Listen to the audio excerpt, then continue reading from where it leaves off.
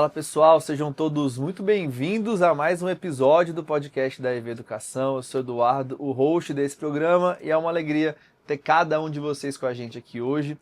Já te convido para que você já deixe o seu gostei nesse vídeo e também se inscreva no nosso canal. Teremos um episódio fantástico aqui, porque o nosso convidado hoje ele tem muito para falar, então já deixa o seu gostei.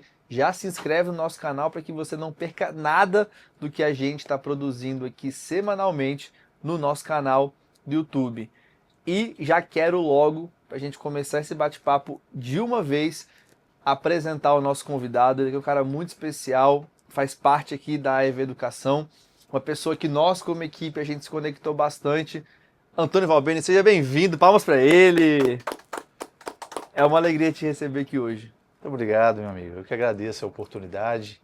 A EV, eu tenho aprendido a cada dia mais a conhecer e a desfrutar dos conhecimentos dos colegas também, que é muito rico, né? Então, é um grande prazer estar aqui hoje.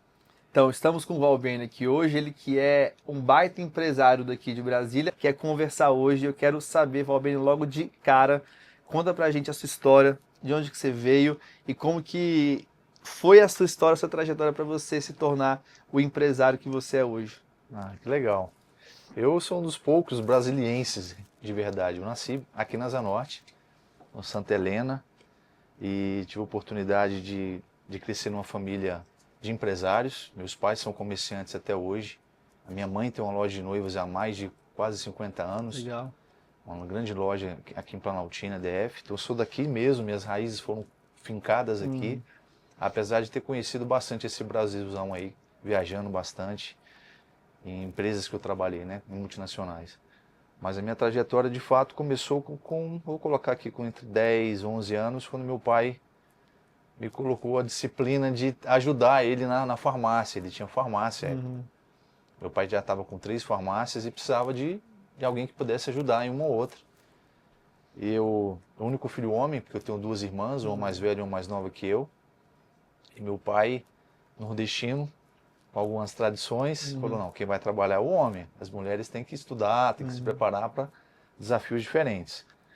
E aos 10, 11 anos ele falou, vem para cá, me ajuda aqui na farmácia. E começou a me ensinar algumas coisas, né? A ficar ali atrás do balcão, a embalar. Inicialmente você faz coisas simples, né? Até que já estava no final, já estava fazendo algumas compras, já estava recebendo material, recebendo nota e tudo. Mas eu costumo dizer que relacionamento familiar é bem difícil, se você não souber lidar, né? Então eu lidei com meu pai até os 16, quase 17 anos, dentro do comércio. E aí ele optou em sair do segmento da saúde, da farmácia, e ir diretamente para uma área totalmente nova. Ele montou um material de construção. Para fugir de fiscalizações, que eram muito intensas à época, então era bem difícil e diferente do que é hoje. E aí eu comecei a ter uma experiência diferente, porque eu já queria conduzir o caminhão para entregar material, eu já sabia dirigir. E acabou que eu, nesse momento, queria implantar algumas novidades na época do computador, trazer planilhas e tal. Meu pai não aceitava isso. Era no caderninho mesmo. E aí a gente começou a ter algumas discussões, né? Aí eu falei, tá bom, pai, você segue com a tua empresa e eu vou estagiar, porque eu estava estudando. Fui estagiar no Banco do Brasil. Uma experiência bem bacana, fui fazer fechamento de malote no banco. Nossa, eu não lembro disso. Mas foi um aprendizado muito bom, muito bacana. Fiz boas amizades no banco, fiquei por 4 meses apenas nesse estágio. E aí fui convidado a ingressar na indústria farmacêutica. Foi minha escola de vida, literalmente. Porque a indústria farmacêutica ela te prepara para desafios que ainda vão vir, né? Porque tudo que vem de lá, já está fazendo lá nos Estados Unidos, na Europa, eles queriam implementar no Brasil. Então era muito treinamento, era investimento pesado em técnica de vendas. Isso me ajudou muito. Porque eu costumo dizer que ao longo dos anos, a gente aprendendo a vender, e você se vende o tempo todo, né? Você vende em casa, dentro do seu relacionamento, com seus filhos, negociando alguma coisa, na rua. Então, o que a indústria me ensinou foi maravilhoso. Eu fiquei 14 anos na indústria farmacêutica. Entre essas idas e vindas, eu me formei em Direito, porque a minha experiência era que meu padrinho ia me visitar em casa e ele chegava com o colete da Polícia Civil. Ele era delegado da Polícia Civil. E aí eu achava aquilo lindo. Chegava com o caminhão, o carro, tudo, o cara de colete, arma e tudo. Eu ficava, o que eu tenho que fazer para ser um policial, né? Ser um delegado e tal. Ele falou, estuda o direito que você vai chegar lá. E eu cresci com aquilo na cabeça. Eu vou buscar fazer a faculdade de Direito. E de fato fiz, né? Me formei. Mas já no primeiro ano do Direito eu percebi que o crime não compensava. Eu falei, não quero a área criminal, pelo contrário, eu quero atuar na área civil. E aí, de fato, quando eu fui fazer estágio em Defensoria Pública, por exemplo, eu fui na área civil. Eu não quis... Mas meu primeiro caso como advogado foi na área criminal. Tem boas recordações? Tive uma experiência não muito boa, tendo que defender alguém que você não concorda, né? Mas foi um exercício, à época era necessário fazer. Eu fiz, me dediquei a fazer o melhor, mas vi que realmente não era aquilo que eu queria seguir. Mas dentro do direito, que te abre a visão para várias coisas no nosso mundo empresarial hoje, com certeza me ajuda muito na análise de um contrato, até para redigir algum documento, então, algum tipo de negociação, né, com fornecedores, isso é riquíssimo. Mas, retornando à indústria farmacêutica, que foi minha escola de vida, vou dizer assim, lá abriu um horizonte para conhecer hospitais, outros estados, que eu viajava bastante. Teve um momento que eu trabalhei em 8 estados ao mesmo tempo. Nossa. Visitando, né? Mensalmente, tendo que fazer uma programação de viagem, que toda semana está em 2 estados. Então, ao longo de 2 meses, eu tinha que fazer os 8 estados. Isso foi muito rico, porque eu fiz boas amizades nesses estados, médicos, enfermeiros, e também os colegas da indústria farmacêutica, né? Mas, depois de formado, eu ficava naquele dilema. E aí? Estou com um diploma aqui do meu lado, o que eu vou fazer? Vou ficar guardando isso? Não dá. E fui inventar de estudar para concurso. Minha trajetória de concurso foram 2 anos. Estudando muito, toda madrugada, a fundo, estudando bastante. Eu me lembro que eu me casei em 2004, já vou falar sobre a Vanessa, porque quando eu falo com ela tem que parar e criar um capítulo dela. Quando eu me casei, a gente foi morar em Águas Claras, eu comprei um apartamento lá. Eu me lembro que tinha um quarto, eram 3 quartos, um quarto era só de estudos. E aí tinha 2 paredes assim, ó, cheio de papel, com anotações, com mnemônico, com tudo quanto é técnica diferente, para poder gravar e memorizar para os concursos. E tive momentos bons. Eu passei para procurador do estado de Tocantins, infelizmente não fui chamado dentro do nível de vaga, a quantidade de vagas, né? Mas foi uma experiência muito boa.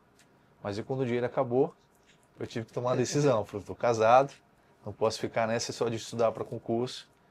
E aí eu fui advogar. Aí fui falar com os amigos me acolheram no escritório. E aí depois eu acabei entrando como sócio no escritório também. Comprei uma cota pequenininha lá e fiquei como sócio cotista no escritório. Mas foi uma experiência pequena. Por quê? Porque logo em seguida me convidaram a voltar para a indústria farmacêutica. Para uma vaga muito boa, que eu sempre almejei, que era trabalhar na área governamental. E aí eu fui trabalhar na Baxter, fazendo visita à Secretaria de Saúde Estadual e destravando alguns problemas políticos mesmo que haviam, com uma medicação que, à época, custava R$120 mil. Nossa, era dinheiro na época. Um tratamento para uma doença autoimune, uma doença grave, que acometiam poucas pessoas no Brasil. E eu praticamente ficava a cargo de resolver as questões de por que essa medicação não está chegando no paciente. Por exemplo, questão política mesmo, de segurar a medicação, de algum problema, algum entrave nesse sentido. E foi uma experiência muito boa, porque lá eu conheci o mundo público, que me desejou conhecer de dentro do Ministério da Saúde como funcionava isso. Até que dentro dos relacionamentos que eu tinha, me convidaram a ingressar no Ministério da Saúde como consultor jurídico. Aí eu aceitei, para ganhar bem menos. Foi um desafio muito grande à época, porque eu olhava para o meu contra-cheque e falava, poxa, eu vou ganhar bem menos. Mas foi um desafio muito bom. Porque na indústria farmacêutica você ouve dizer como funciona. E eu fui para dentro para saber como era que funciona. E lá dentro eu conheci donos de universidades, eu conheci donos de hospitais. E criei um network diferente. E aí eu fui a entender o poder do network, o poder das conexões, das amizades. Então, eu tinha muitos momentos de almoço, de jantares com esses profissionais, né? E isso foi criando... Eu tinha um hábito de sempre anotar. Então, às vezes, vinha um cartão de lá para cá, eu guardava esse cartão, anotava na minha cadernetazinha, porque se um dia vai ter valor isso. E de fato teve. Então, hoje eu tenho boas amizades, inclusive dessa época, né? Que não foi tão longe assim. Isso foi em 2016, 17 e 18. Foram 3 anos. Foi um pouco antes da pandemia, vamos pensar assim. E saindo da indústria farmacêutica, saindo do Ministério da Saúde, eu voltei a advogar. E aí montei meu escritório no setor de Rádio e TV Sul. E lá eu comecei a atuar na área tributária. Eu estou falando tudo isso para vocês entenderem aonde é que chega o empresarial, né? Esse mundo tributário, a gente entende que o Brasil é um manicômio tributário. Eu falo manicômio porque é uma loucura mesmo. Todos os dias as normas mudam. De manhã a tributação é uma, meio-dia é outra, à noite é totalmente diferente. Isso quando não é um decreto, alguma coisa que muda um alíquota, que muda alguma base de cálculo, né? E isso me ensinou bastante. Falei, poxa, se um dia eu tiver a oportunidade de ter uma empresa, eu vou ter que cuidar muito bem desse lado, porque é aqui que você mantém ou não um lucro efetivo para o empresário. Então comecei a ter um bom relacionamento com contabilidades, com gestores contábeis, que me mostrou uma realidade totalmente diferente da prática, da teoria tributária, que era a prática. Então muita coisa não batia. O contábil com o financeiro e o tributário. E o advogado tributarista sempre era tido como um vilão do contador, né? E eu tentei quebrar isso com alguns colegas que eu tinha, nem sempre era bem aceito, né, nessas reuniões, porque os caras, vocês são muito teóricos, na prática é diferente. Então tinha essa ideia, né, de diferenciar aí o advogado do colega e do contador. Então, mas foi uma experiência muito boa, porque eu conheci boas empresas que tinham uma tributação muito correta, e é difícil encontrar, muito difícil. Quem paga em dia, tudo certinho, organizado, é muito, muito difícil. Hoje eu conheço algumas empresas de dentro e posso te dizer que tem grandes empresas que sobrevivem, infelizmente, sonegando imposto. Porque se ela for pagar o imposto, ela acaba encerrando a operação dela.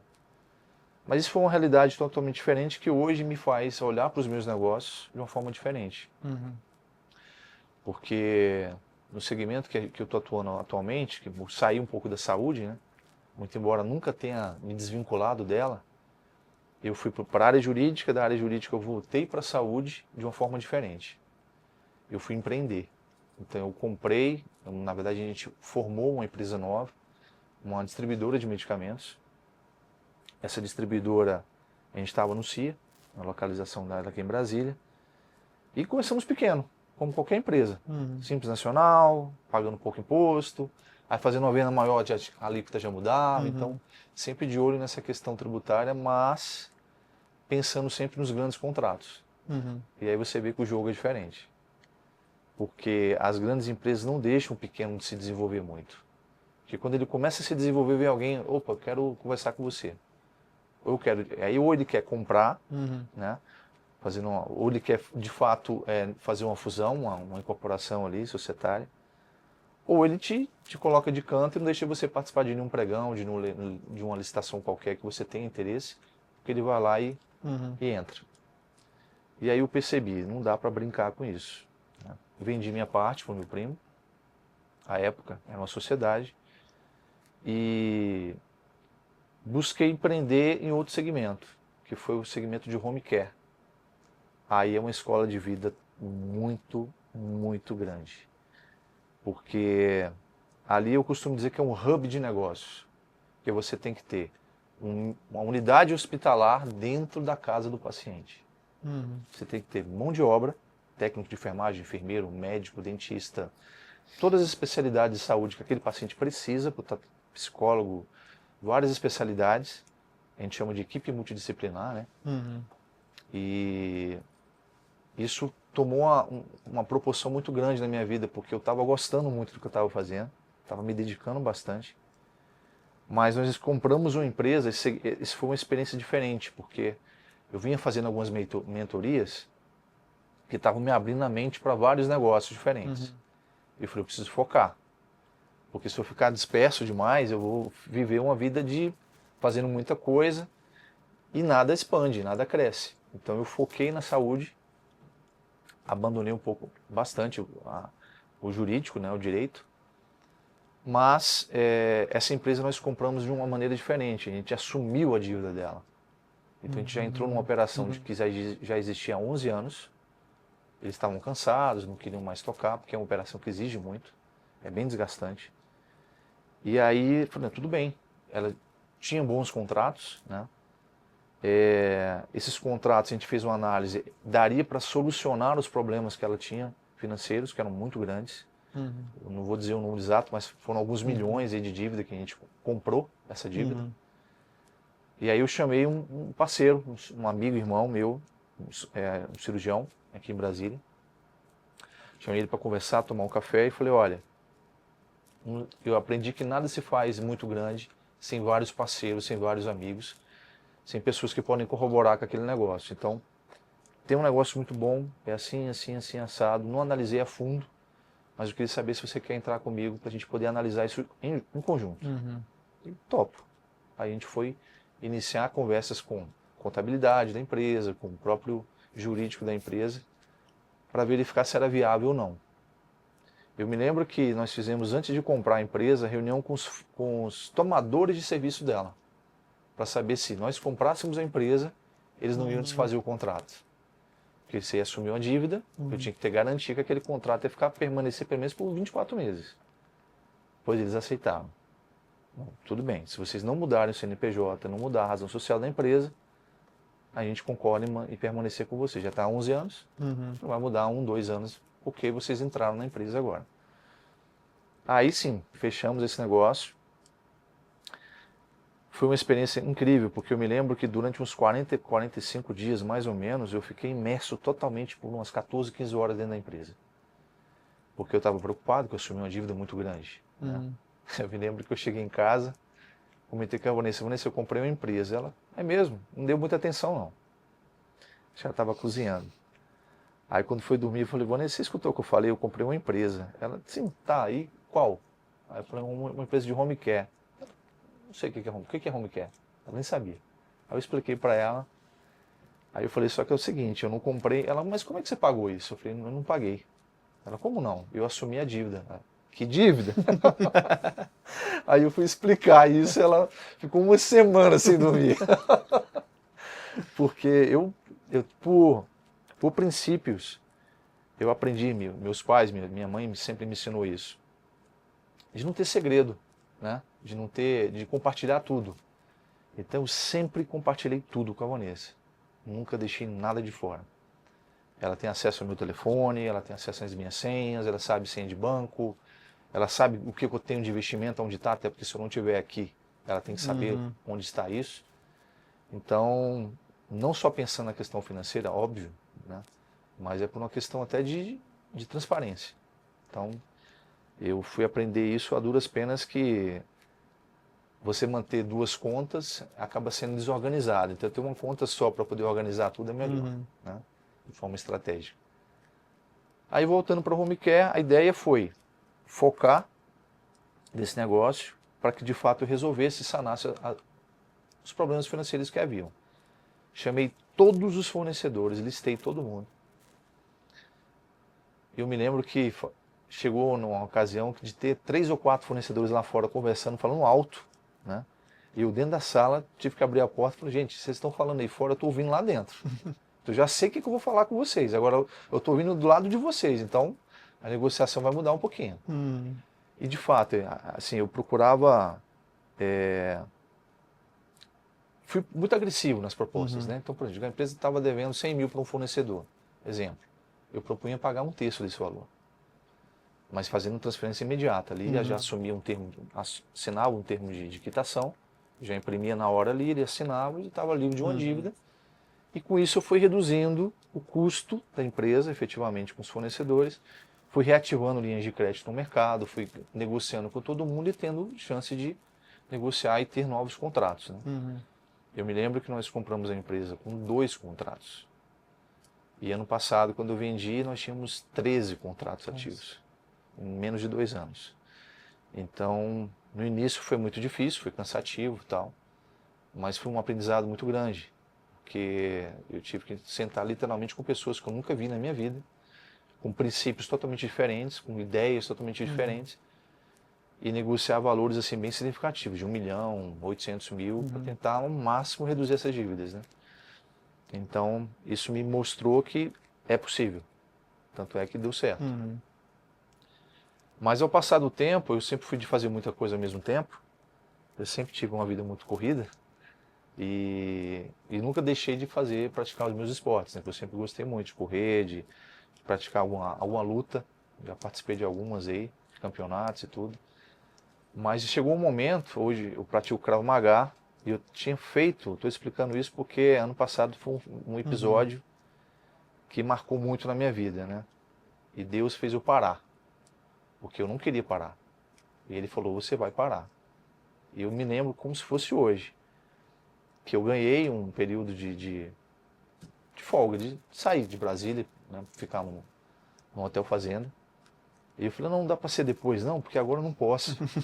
Não, cara, é agora, esse final de semana, não dá não, deixa para depois. Aí acabei perdendo esse pacote. E aquilo ali me mostrou que eu estava cometendo um erro muito grande. Que eu estava com vários projetos em andamento, projetos de trazer farmacêuticas para o Brasil, de iniciar novos negócios, estava com muita coisa ao mesmo tempo e tocando um pouquinho cada uma delas. Né? E o home care me consumindo, horas e horas do meu dia. Só que eu estava me preparando fisicamente para a prova do Krav Maga, que me exigia muito. Eu tomei pau em setembro do ano anterior.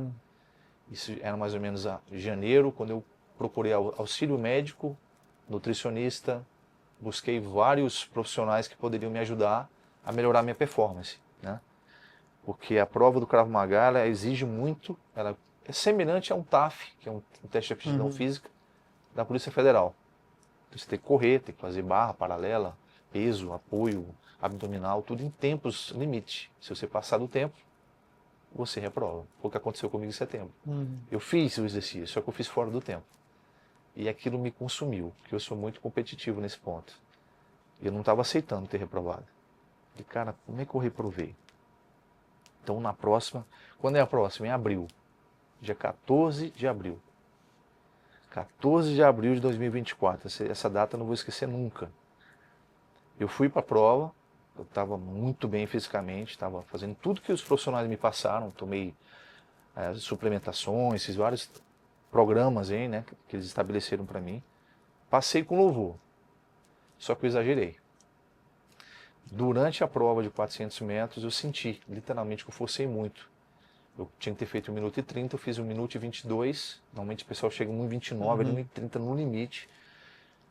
E eu cheguei já passando mal no final, mas passei. Só que durante essa prova eu tive um rompimento de uma pequena veia no meu coração, que começou a causar um sangramento interno, e eu não senti. Pra você ter ideia, eu ainda treinei por mais 40 minutos com o pessoal lá no parque, e fui para casa depois. Fiz um videozinho no carro, comemorando que eu tinha passado, estava feliz da vida. Mandei para vários amigos, mandei para o meu sócio médico. E ele já, de imediato, já respondeu, parabéns, você estava muito focado nisso, que legal, fico feliz por você, agora vai descansar. Porque eu estava treinando à noite, depois que eu saía da home, eu ia para o parque treinar. Falei, vou passar.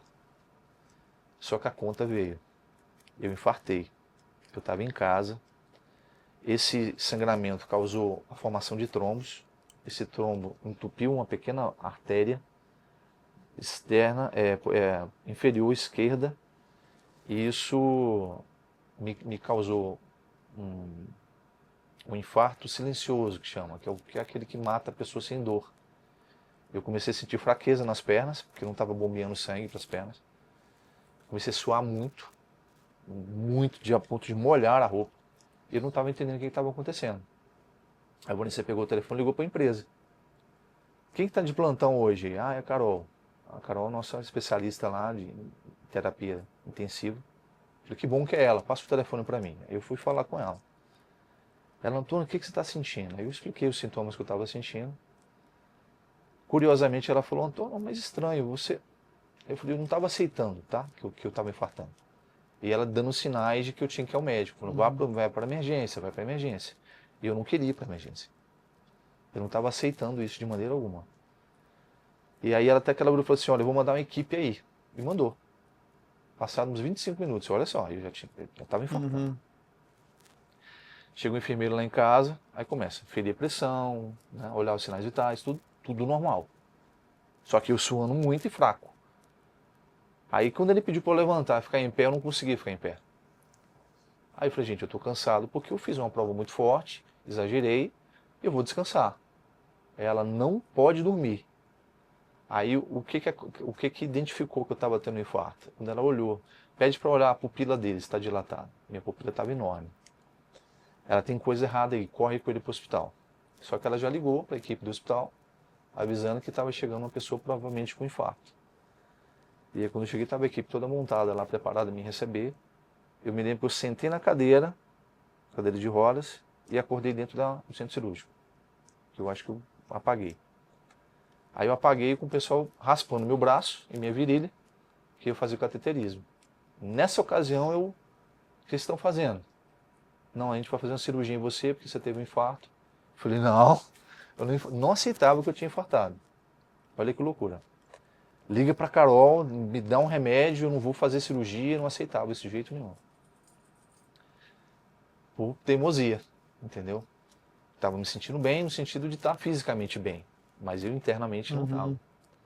Por fim, fiz a cirurgia, retirou 11 trombos do meu coração. O cirurgião falou o seguinte, eu não sei como você chegou aqui. Isso não é comum. É comum você operar uma pessoa e tirar 1, 2, 3 trombos do coração dela. 11 eu nunca fiz. Primeira vez. Aí quando ele me mostrou o frasquinho com os trombos dentro, a ficha caiu. Aí nessa hora eu fiz uma oração. Falei, Senhor, muito obrigado. Muito obrigado por ter salvado a minha vida. E eu lembrei dos meus filhos. Aí passou um filme na minha cabeça. Porque até o momento da cirurgia, que você faz cirurgia acordado, eu não estava aceitando. Eu não aceitava. Eu falei, não é possível. Ele vai identificar que é outra coisa, não é um infarto. E aí quando ele me mostrou, isso aqui estava dentro do seu coração. Aí eu falei, aí a ficha caiu. E fiquei 4 dias na UTI, porque estava tendo muitas arritmias cardíacas. Eu fiquei com 48% do coração comprometido. E eu ainda estou com sequela até hoje. E isso me mostrou o seguinte, eu tinha que ter uma vida um pouco mais equilibrada. Resumindo a história, eu estava fazendo tudo em altíssima intensidade. Era muito no trabalho, era muito no exercício físico, era muito em casa, porque quando eu estava em casa era intenso com as crianças, brincando, correndo e tal.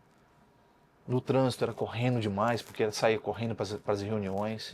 Hoje eu saio com meia hora de antecedência, chego para não ter problema de atraso. Eu me lembro que a vida era muito corrida. E Deus mostrou para mim dentro da UTI, porque ninguém estabilizava meus batimentos cardíacos. Tomava tudo quanto era remédio e nada estabilizava. No terceiro dia eu fiz uma oração. Eu falei, Deus, eu sei que tem um propósito de eu estar aqui. Eu já entendi, eu tinha que ter parado. Aí ele falou comigo. E eu nunca tinha tido essa experiência. A experiência foi incrível, isso foi à noite. Eu me lembro que quando eu estava dormindo, eu estava cansado de toda hora sentir as arritmias e toda hora a equipe chegava lá, dava um remédio, aí controlava e daqui a pouco voltava de novo. Eu estava tendo noites horríveis de sono. E aí eu falei, eu estou cansado disso.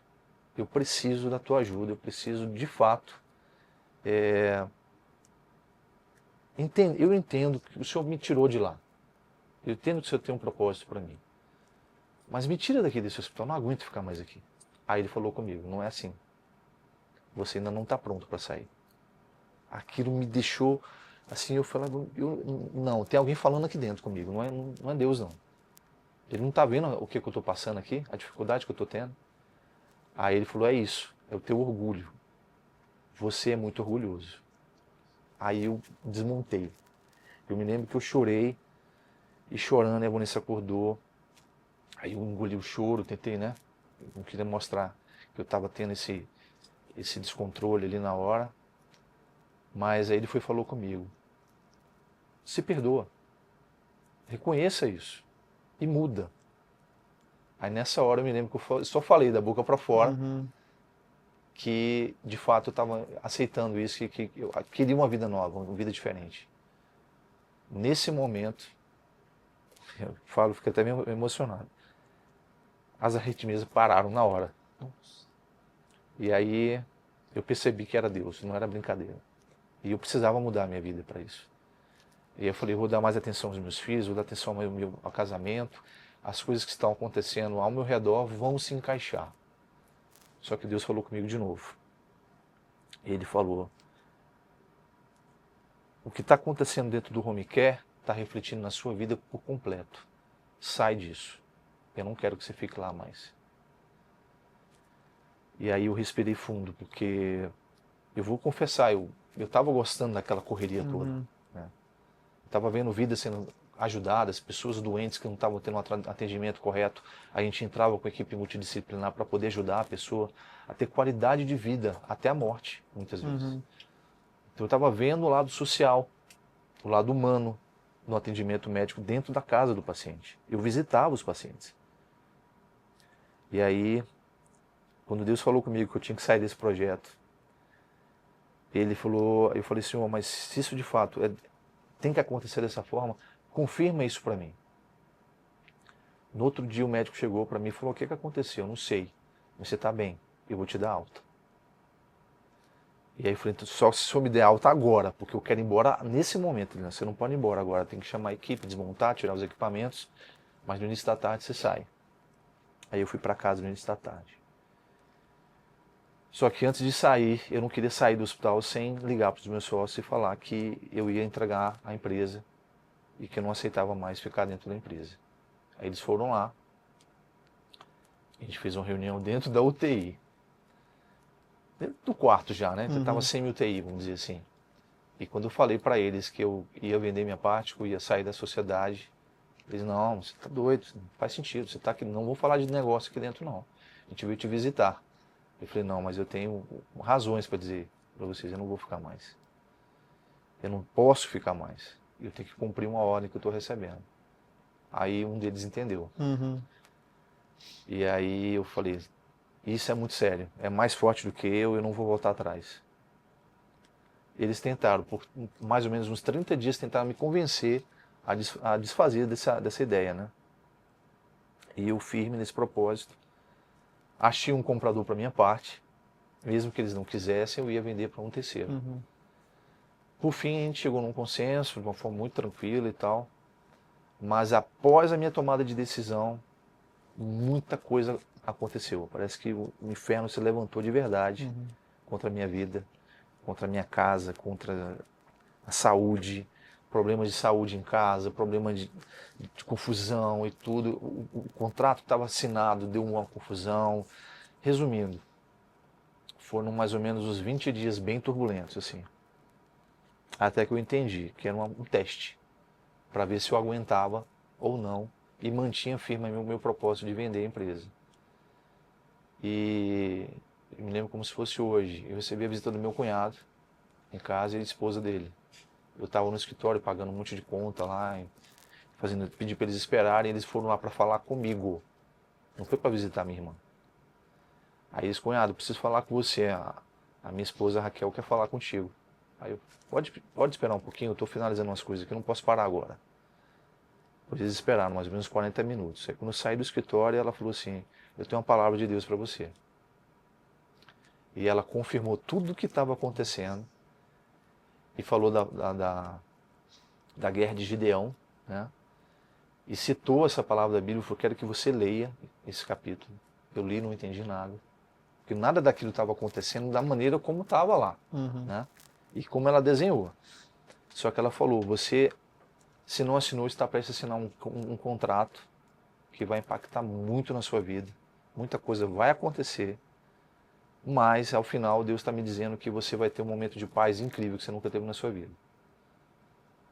Aí eu, estava tudo certo. Não estava tendo problema nenhum. Isso foi na sexta-feira à noite. Quando foi na segunda-feira pela manhã, o teto caiu. tudo que você pensar de problema aconteceu em razão desse contrato. Queriam desfazer, queriam renegociar, tudo que você pensar de problema relacionado à venda da empresa aconteceu. Mas eu mantive firme. Aí hoje eu percebo que eu não errei, pelo contrário, porque Deus não faz nada errado, né? Nós é que estragamos o projeto dele, esse percurso. E me voltei mais para Deus, me voltei mais para minha família. Criei uma maneira de ter mais conexão com Ele, que é todos os dias pela manhã. Já estou mais de 111 dias fazendo isso. Eu acordo para orar e falar com Deus. Todos os dias, pode ser o dia que for. Eu aprendi que o nosso corpo não sabe que se é segunda, quarta, ou sábado, ou domingo. A gente é que fala para ele que é domingo, quer descansar. Então eu faço todo dia. E Deus tem me revelado algumas coisas assim incríveis, que me mostrado que o que aconteceu lá atrás, o que está acontecendo hoje, é prova de ter renunciado a algumas coisas, ter plantado o que eu estou começando a colher hoje, lá atrás, e efetivamente continuar plantando o que eu estou plantando atualmente. Então, é uma experiência muito incrível. E aí, quando eu falo disso tudo, eu falo que eu tenho uma mulher incrível do meu lado, porque você se vê um homem forte dentro de casa, sem condições de ficar andando, de andar direito, subir uma escada. Ela segurou a onda por 4 meses. Que eu fiquei 4 meses em casa, andando com auxílio, sem poder dirigir, porque o médico não autorizou dirigir. Eu podia ter algum momento de fraqueza. Não conseguia andar com segurança para tomar banho, para tudo, para as coisas mais básicas eu tinha que ter auxílio, entendeu? E ela do meu lado, me apoiando, dando força, orando. E voltando lá atrás eu vejo que a minha escolha foi acertadíssima, porque eu insisti muito de casar com essa mulher. Apesar dela ter que dado um empurrãozinho, né, de tomar a decisão de casar, estávamos juntos. Mas eu não tomava essa iniciativa de reconhecer e chamar ela, né, a noivar e casar. Mas ao passo que eu tomei essa decisão, aí eu mudei radicalmente. Vendi o que eu tinha de bens, e foquei na compra do imóvel e comecei a focar nessa questão de constituir uma família. Meu pai sempre dizia, quem casa quer casa. Então você tem que querer sua casa e correr atrás disso. E eu fiz. Então desde cedo eu sempre comecei a investir em algumas coisinhas, comprar um terreno, comprar uma coisinha ou outra, desde os 18 anos. Então, graças a Deus, eu sempre fui tendo essa visão de que tem que constituir um patrimônio, né? Então, esse momento foi um momento muito bom na minha vida, muito alegre, muito feliz. Mas, eu olho para trás e vejo que ela me apoiou em muitas decisões erradas, até porque por me amar, por saber que eu estava querendo muito aquilo. Mas muitas delas, e quando eu aprendi a ouvir mais, ela dizia, não, acho que você não deveria fazer isso. Eu comecei a dar mais razão a ela no sentido de não fazer. E eu via que as coisas aconteciam de uma forma mais trilhada, vamos dizer assim, né? Correta. Então eu agradeço muito por ela sempre ter dado esse apoio, por ser uma mulher fantástica. Quando nós tivemos nossos filhos, é uma mãe incrível. É uma mulher, de fato, que edifica a nossa casa, né? Então, em momentos da minha vida, eu descuidei muito do meu casamento. Eu estou casado há 20 anos. Eu casei em 2004, esse ano completo 21 anos em dezembro. Então, eu costumo falar que nesses 20 anos, a gente demorou um pouquinho a ter filhos, né? O Bernardo está com 8 anos, é meu atleta, adora esporte, adora futebol, adora correr, nadar, ele é incrível. Eu me vejo muito nele quando eu tinha a idade dele, assim. A Bianca é minha bailarina, quer ser bailarina profissional, está com foco nisso, eu acho isso muito bonito. Então eu tenho uma família linda, uma família maravilhosa, que Deus sempre me mostrava isso, mas eu não enxergava isso muito bem. Esses valores assim que a gente tem que dar mais atenção, né? E quando eu olho e vejo a mulher que eu tenho, os filhos que eu tenho, as coisas que eu consegui conquistar, na verdade, que Deus me permitiu conquistar e administrar. Porque é algo que a gente tem que ter isso clareza, né?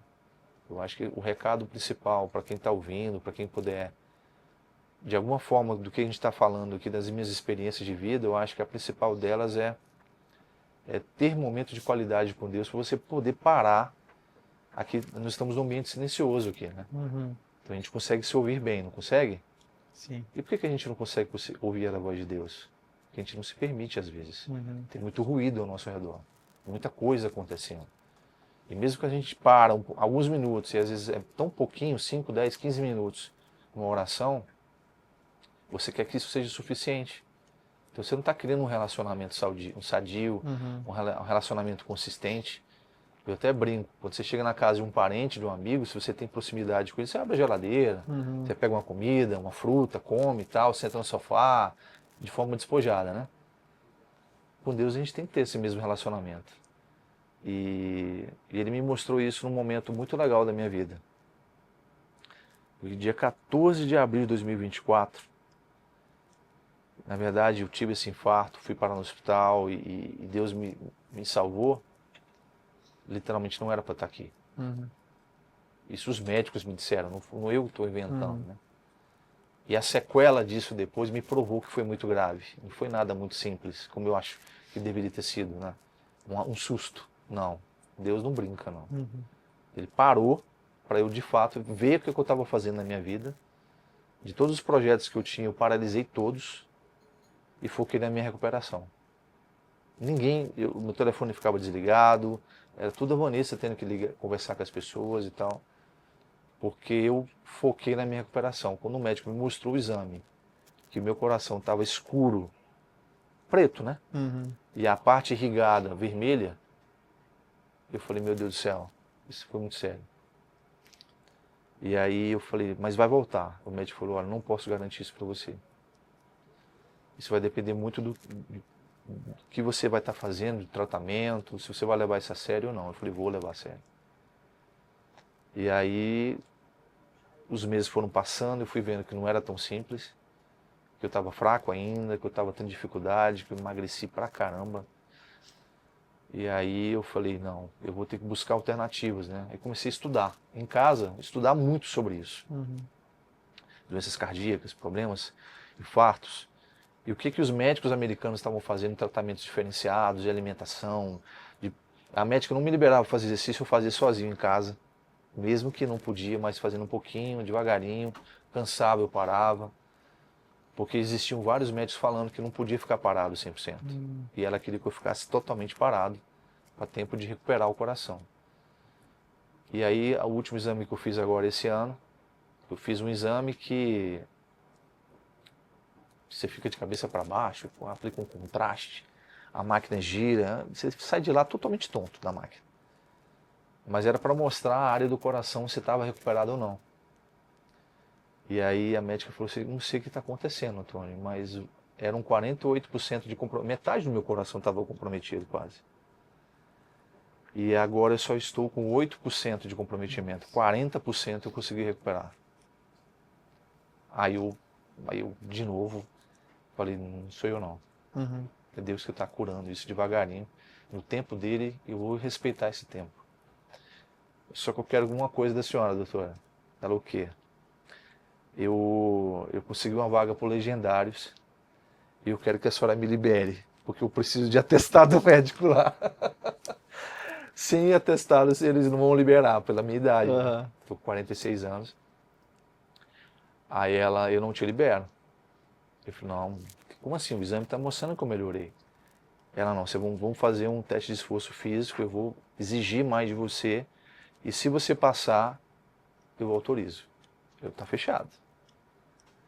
Aí ela marcou isso, era na terça, fiz na quinta, porque eu tinha que entregar o atestado antes de ir, né? Aí já era na outra semana. Eu fui para o teste de esforço físico, me lembro como se fosse hoje. Eu já estava treinando um pouco na academia, tanto que a gente se encontrou na academia. E eu falei, vou começar a treinar mais aeróbico, porque eu preciso estar bem para esse teste que ela vai fazer. Eu estava prevendo que ela ia fazer isso. Aí eu fui para o teste de esforço físico, passei no teste dela. No meio do teste, ela tá tudo ok. Ela começou a reduzir. Eu falei, não, agora é o meu teste. Pode aumentar. Legal. E eu fiquei mais 2 minutos na esteira, nela na inclinação máxima, até que eu não suportei mesmo, para saber o meu máximo de batimento cardíaco que eu podia chegar. Uhum. E eu sempre brincava com os colegas na esteira de quem dava tiro por mais tempo, né? Para fazer o teste do Krav Maga, de 1 minuto e 30. Uhum. Então eu já cheguei a 220 batimento cardíaco. E bem. Super bem. Terminava, foi gancho, respirava mais 1 minutinho e estava tudo bem. Hoje eu não consigo nem chegar nem 150. Uhum. Então, nesse teste eu cheguei a 167 com ela. E eu vou te dizer uma coisa, isso foi preciso, porque no Legendários eu precisei ajudar um amigo que machucou. Não conseguia carregar a mochila dele. E eu, por mais de 6 quilômetros, eu carreguei a mochila dele, a minha e um garrafão d'água. Morrendo.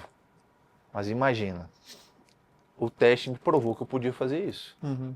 E se eu não pudesse? Poderia ter passado mal lá. Uhum. Então estou dando esse exemplo porque a gente tem que saber os nossos limites, né? E hoje eu respeito muito isso. Eu não passo. Eu estou chegando, batendo 145 lá, eu reduzo, porque eu não quero chegar no limite. Mas isso mostra que no meio empresarial é a mesma coisa. Muitas vezes hoje eu estou em segmentos diferentes, e aí eu estou tendo uma experiência totalmente diferente, nova, que é trabalhar com a Vanessa, minha esposa.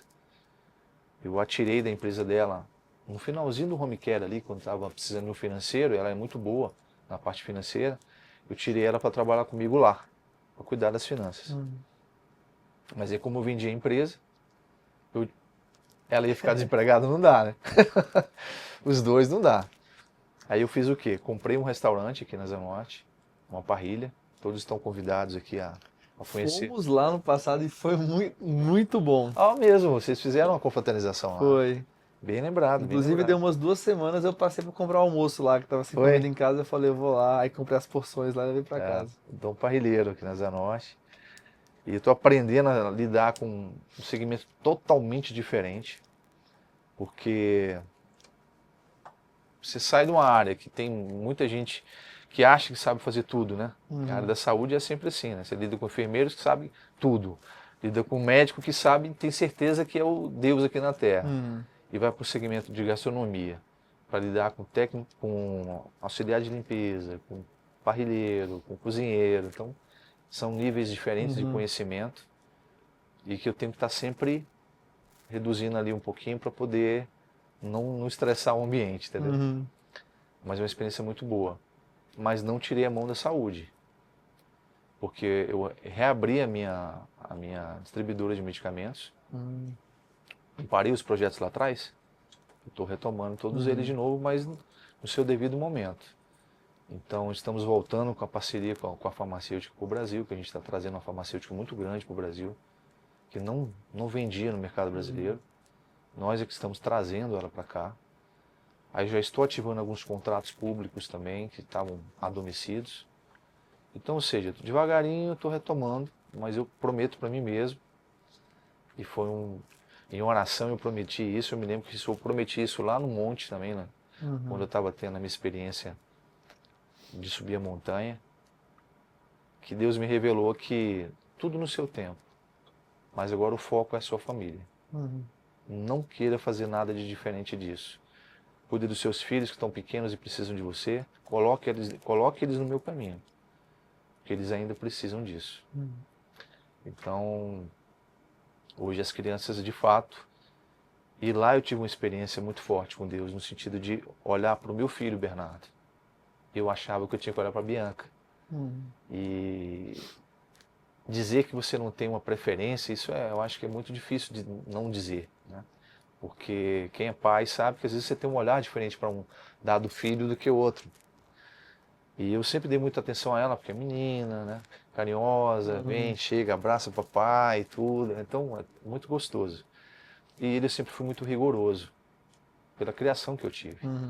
O pai sempre exigiu muito de mim, muito. E aí eu reconheço isso, é a maneira como ele sabia me educar, entendeu? E lá no monte, eu me lembro exatamente onde é que eu tive isso, essa fala, é o que eu costumo dizer, de você se desconectar do barulho e ter uma relação direta com Deus mesmo. E às vezes tem muitas críticas, muitas pessoas falando aí do movimento Legendários, e eu respeito cada uma delas, mas eu só faço uma pergunta para quem fala o contrário. Você já foi? Você já teve a sua experiência lá? Ah, não, então eu acho que você deveria ter. Eu não vou dizer nem que sim, nem que não. Vá e tenha a sua experiência de vida, de vivência, e não de fala de um ou de outro. Porque quando a pessoa vai, ela muda o conhecimento, a maneira dela enxergar. Eu me recordo que no primeiro e no segundo dia eu estava me perguntando o que eu estava fazendo lá. Comigo foi igual. Eu não preciso disso. Comigo foi igual. Primeiro dia eu falei, cara, o que eu tô fazendo aqui? Não é? Quer voltar para casa? Não tem razão de eu estar fazendo isso. Para que essa loucura e tal? Não, eu vou voltar para minha cama. Entendeu? Você quer conforto, né? Bate arrependimento, né? Bate. Bateu forte. Aí eu falei, não. Até que essa experiência veio e me revelou que eu tinha que dar atenção ao meu filho, Bernardo. E aí eu falei, poxa, Deus, mas tá tudo certo. Não, não tá certo. Você está fazendo isso. E me mostrou que eu estava fazendo de errado. E quando eu cheguei, e você sabe que aquele momento de você chegar é muito forte, a família está te esperando, aquela coisa. Eu cheguei e ele se desprendeu da mãe e ficou me procurando. E eu procurando a família e ele me procurando. E quando ele me viu, ele pulou em mim. Pulou em mim, papai, papai. Eu já caí de joelho e fui falar com ele, né? Eu estava só eu e ele. E aí eu falei, filho, o papai quer te pedir perdão por coisas que talvez você nem tenha consciência e clareza do que eu estava fazendo. Mas eu quero te dizer uma coisa, eu te amo muito. E muita coisa que eu vinha fazendo, o papai vai mudar. Nessa hora, eu acho que a consciência falou com o ouvidinho dele, que ele virou assim, papai, eu sei disso e eu te perdoo. Ah, meu amigo, eu chorei que nem uma... E ele não entendia por que eu estava chorando. Eu chorava porque eu vi que ele estava entendendo o que eu estava dizendo. O coração falou com o outro coração, entendeu? E quando a Vanessa chegou com a Bianca nessa hora e viu os dois chorando ali, aquele momento, isso foi tão forte que todo mundo se entregou ao momento e deixou só eu e ele. E aí até hoje eu percebo que quando eu estou começando a fazer o que... Opa, não vai entrar de novo aqui não. Aqui em casa não. Então, me ajudou a corrigir e enxergar esses problemas, entendeu? Então por isso que eu falo, hoje a minha unidade familiar está muito, muito forte. E eu não quero quebrar isso, entendeu? Então a gente tem se entregado mais a momentos de orar, momentos de... à mesa. Eu não abro mão. Se a gente está em casa, todo mundo, a gente almoça, não na frente da televisão, ou cada um por um canto, não é? É na mesa, todo mundo junto. Mesmo no restaurante, trabalhando tudo, eles estão comigo, vou buscar na escola, eles estão comigo, a gente para, todos almoçam. Antes de almoçar, todos oram, agradecendo, porque eu tenho percebido neles já, que quando eu não faço de propósito, papai, a gente tem que orar. Legal. Ele está criando esse hábito neles de orar, de agradecer a Deus, de reconhecer que o que a gente tem é porque Ele nos permitiu ter. Então, isso é muito gratificante, é maravilhoso. E aí, é difícil, né, a gente falar de nós, falar da nossa vida, sem... Principalmente quando eu falo, é natural para mim envolver a parte empresarial, envolver a parte de relacionamento. E o restaurante também mostrando uma realidade diferente, de mais negócios. E eu estou tendo que me frear muito para que isso não aconteça. Porque é muito comum eu estar sentado ali e alguém falar, é ele que é o dono. Aí alguém quer conversar comigo. Eu queria te apresentar uma situação, tal, não sei o quê. E aí você filtra, né? Primeiro, quem é essa pessoa? Segundo, que negócio é esse? Tal. Então, literalmente é um ambiente que circula muito o negócio. Muitas pessoas públicas que frequentam. Muitas pessoas assim que literalmente não faz nem muito sentido querer conversar comigo sobre determinado assunto, mas me procura para conversar. Aí eu fico pensando, poxa, mas deve ter um propósito nisso, né? Então eu não nego, eu falo, ouço todo mundo, mas filtro muita coisa. E principalmente por quê? Porque eu aprendi, há alguns anos atrás, antes de findar uma sociedade e abrir outra, eu tive um momento de reflexão. Eu não abro mais sociedade com propósito financeiro. O propósito tem que estar alinhado e os princípios têm que ser muito equivalentes. Porque se for o propósito financeiro, isso não vai dar certo. Não vai. Por isso que era difícil desfazer da Romin. Porque nós tínhamos um propósito muito, muito bonito. E tanto o coração dele quanto o meu não estava no dinheiro. A gente não estava tirando dinheiro da empresa. A gente estava colocando dinheiro na empresa. Por 1 ano e meio, tanto eu quanto ele não tirou um centavo da empresa. Pelo contrário, nós estávamos aportando dinheiro todo mês lá. Porque tinha que fazer os pagamentos, tinha que fazer muita coisa e muitas vezes não tinha o dinheiro suficiente. A gente ia lá e complementava. E não tirava. Então, nos mostrou que era possível, que era um projeto bonito e tal. Quando Deus falou, sai, foi difícil. Porque eu fiquei questionando, será que realmente é Deus que está falando comigo? E aí quando ele me mostrou de outras maneiras que era, aí eu não duvidei e saí. Mas hoje eu vejo um projeto muito bonito voltando à tona, que é o projeto da Valmed, que é da distribuidora, né? E as portas enormes que ele abriu. Eu costumo dizer que ele não abriu porta, ele abriu portões. Porque saiu o Antônio Valbene de Brasília, foi fazer visita em laboratórios no Brasil, que me abriu a porta para conversar comigo, sem pretensão nenhuma. Mas quem é esse cara que está vindo aqui para nos conhecer? Eles me recebiam. Até que eu comecei a filtrar quem eu quero levar para o Brasil. Entendeu? E selecionei um, claro, mas como era uma coisa muito grande, eu falei, não dá para ser sozinho. Eu tenho que ter um parceiro muito bom comigo. E aí eu cito isso sem nenhum tipo de privilégio ou de demagogia, mas eu fui convidado pelo Daniel para tomar um café. E aí nesse café, assim, a gente trocar ideia, conversar, ele me apresentou uma situação que, ó, tô com esse problema, eu lembrei de você porque associei você à área da saúde e eu preciso de uma solução para vender esse medicamento, porque eu estou tendo uma relação com o dono da farmacêutica e ele me liberou para vender esse medicamento. Só que eu não tenho uma distribuidora. Eu falei, mas eu tenho. Ele olhou assim, sério? Eu falei, sério. Ele, não. Então calma aí, me explica essa história. Aí eu comecei a conversar com ele e tal. Tá disponível, vamos lá. E a gente formou uma parceria para vender esse medicamento. Dessa parceria abriu uma oportunidade gigante de vender medicamentos para fora.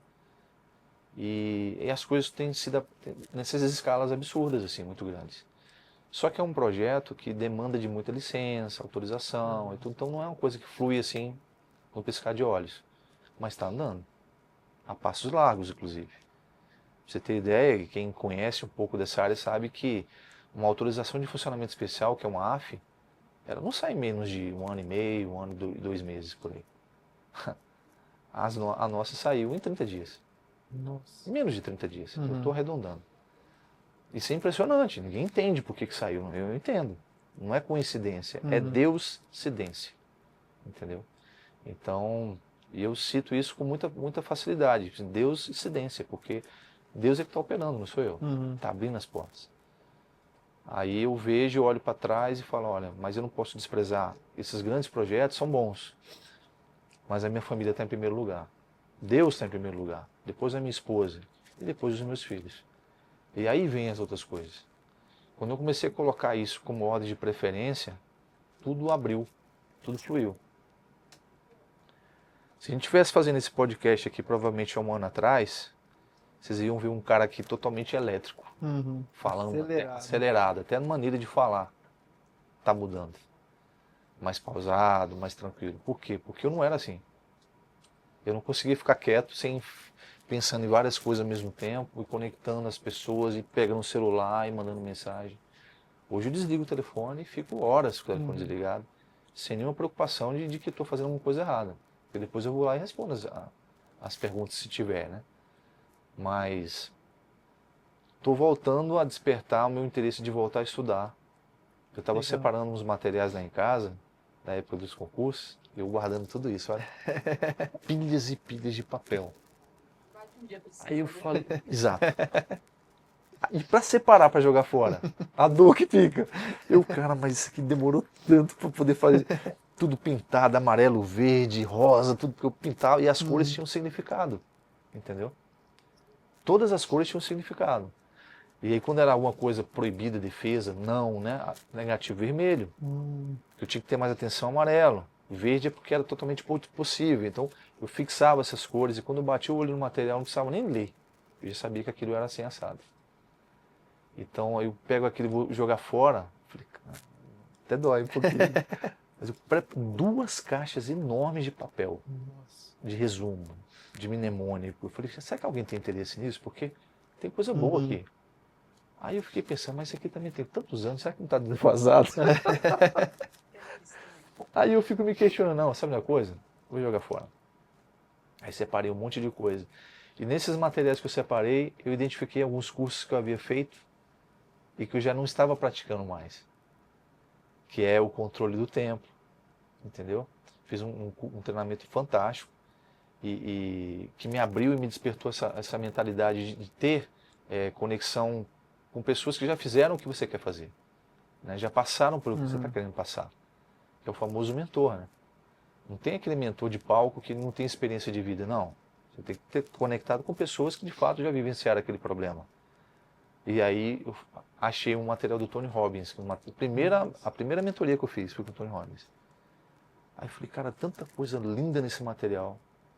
E que, num dado momento, eu estava fazendo... A gente aprende que para você fixar o conhecimento, você tem que ensinar, né? Eu fiz um resumo e comecei a ministrar um módulo, vamos dizer assim, de finanças e de controle financeiro no Centro de Recuperação de Drogados lá em Planaltina. Legal. Todo sábado à tarde eu ia para lá. Eu me lembro que às vezes eu saía todo corrido, cheio de coisa para fazer. Chegava em casa e falei, cara, tem que ir lá para Planaltina, não, acho que eu vou adiar isso. Aí eu falei, não, os caras estão esperando lá. Eles precisam disso, eu vou dar um jeito. Aí corria, chegava lá. Quando eu chegava lá, não queria sair. Às vezes eu ficava 40 minutos de tempo com eles lá. Eu ficava 2h30 conversando. Terminava o material, eu imprimia, né? Deixava uma apostila com cada um. E a gente resolvia os exercícios juntos e tal. Módulo de abrir empresa, como abrir, a gente citava exemplo de um cachorro-quente. A realidade que eles viviam, né? Porque eu não vou falar de montar uma empresa grande, porque não é a realidade dos caras. Então, a gente descia o degrau para literalmente formar pessoas que tinham condições de colocar aquilo em prática. Aí, um tempo atrás, isso foi durante a pandemia. Eu me lembro que eu entrava com máscara. Para entrar lá, eles tinham um tapete com água e... Que boa, né? Alvejante. Aí eu mergulhava o pé, aí secava o pé, usava o propé para poder entrar lá dentro, para poder ministrá-lo, porque eles estavam reclusos lá dentro. Aí vem uma pessoa de fora e traz um vírus, né? Era muito perigoso isso. Então, eu chegava com blusão, muitas vezes tirava o blusão para eles verem que eu estava jogando o blusão fora, porque a de dentro estava limpa. E a gente ficava envolvido ali horas e horas e horas. Estou dando esse exemplo porque foi um momento muito legal de servidão. E eu tinha perdido isso. E agora eu quero retomar.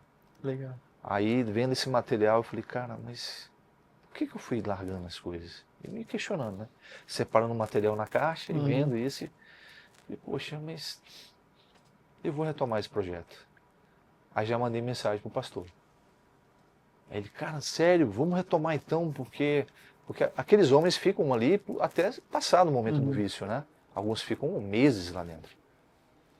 E aí é um momento muito difícil para eles. Lá eles têm alimentação, várias alimentações por dia, tem aulas de marcenaria, de pilates, tem várias coisas que eles fazem lá dentro para se manter ativos lá dentro. Aí eu falei, não, vamos levar conhecimento para esses caras também. E só homem, né? E aí foi um momento muito bonito, muito legal. E que se perdeu. Eu falei, não, vou retomar esse projeto, talvez não nesse formato, mas num formato diferente. E de lá para cá aconteceu tanta coisa que eu acho que até enriqueceu mais o conteúdo para passar para eles, entendeu? Então, isso está bem bacana. Mas tem um lado social que eu tinha abandonado. E eu acho que essa sensibilidade de entender que por que eu abandonei, a pergunta não é por quê. Eu acho que tem muita coisa que foi acontecendo que agora chegou um momento de fazer diferente, né? De ensinar algo novo, diferente e tal. Agora a gente está na era digital, a gente está aqui fazendo né, um negócio que várias pessoas no mundo inteiro podem assistir. Olha que bacana, a internet tem essa facilidade, né, de levar isso à casa das pessoas. Mas eu gosto, eu sou da velha guarda, do cartão, de olhar no olho. Ah, a gente faz um vídeo. Não, cara, vamos sentar e tomar um café, é melhor. Eu penso assim, eu acho que esse trato pessoal não pode se perder. E a gente está entrando num momento que é o contrário, né? Todo mundo quer fazer de forma digital, quer fazer... Eu respeito e acho isso muito bom, por um lado. Acelera as coisas. Mas por outro, você está perdendo esse trato humano aqui, de estar olhando no olho, de pegar na mão, né? De dar um abraço e tal. Então, isso eu não quero perder. E aí estou implementando lá na empresa agora, lá no restaurante, algo que eu fazia lá na Home Care, que era o café da gratidão. Todas as sextas-feiras da manhã, pela manhã, nós tínhamos um momento e eu fazia isso. Eu pegava um pouco do conteúdo das várias mentorias. Vou falar sobre comunicação. Escrita, verbal, corporal e tal. Então a gente citava vários, pegava alguns exemplos lá com eles e fazia um negócio bem simples assim. Mas deixando o conteúdo, deixando o material com eles e tal. Levava os meus livros, deixava para eles lerem lá na empresa. Legal. Alguns não devolviam, mas tudo bem. Se aprender alguma coisa e colocar em prática, ótimo. E aí eu costumava brincar com eles. Eu não quero que ninguém aqui fique um obeso cerebral de conhecimento. Coloque em prática. Como é que vocês vão colocar em prática? Na casa de vocês. Com o filho, com a esposa. Começa assim, daqui a pouco vocês estão replicando em outro lugar. E começou. Com o passar do tempo, eu já não...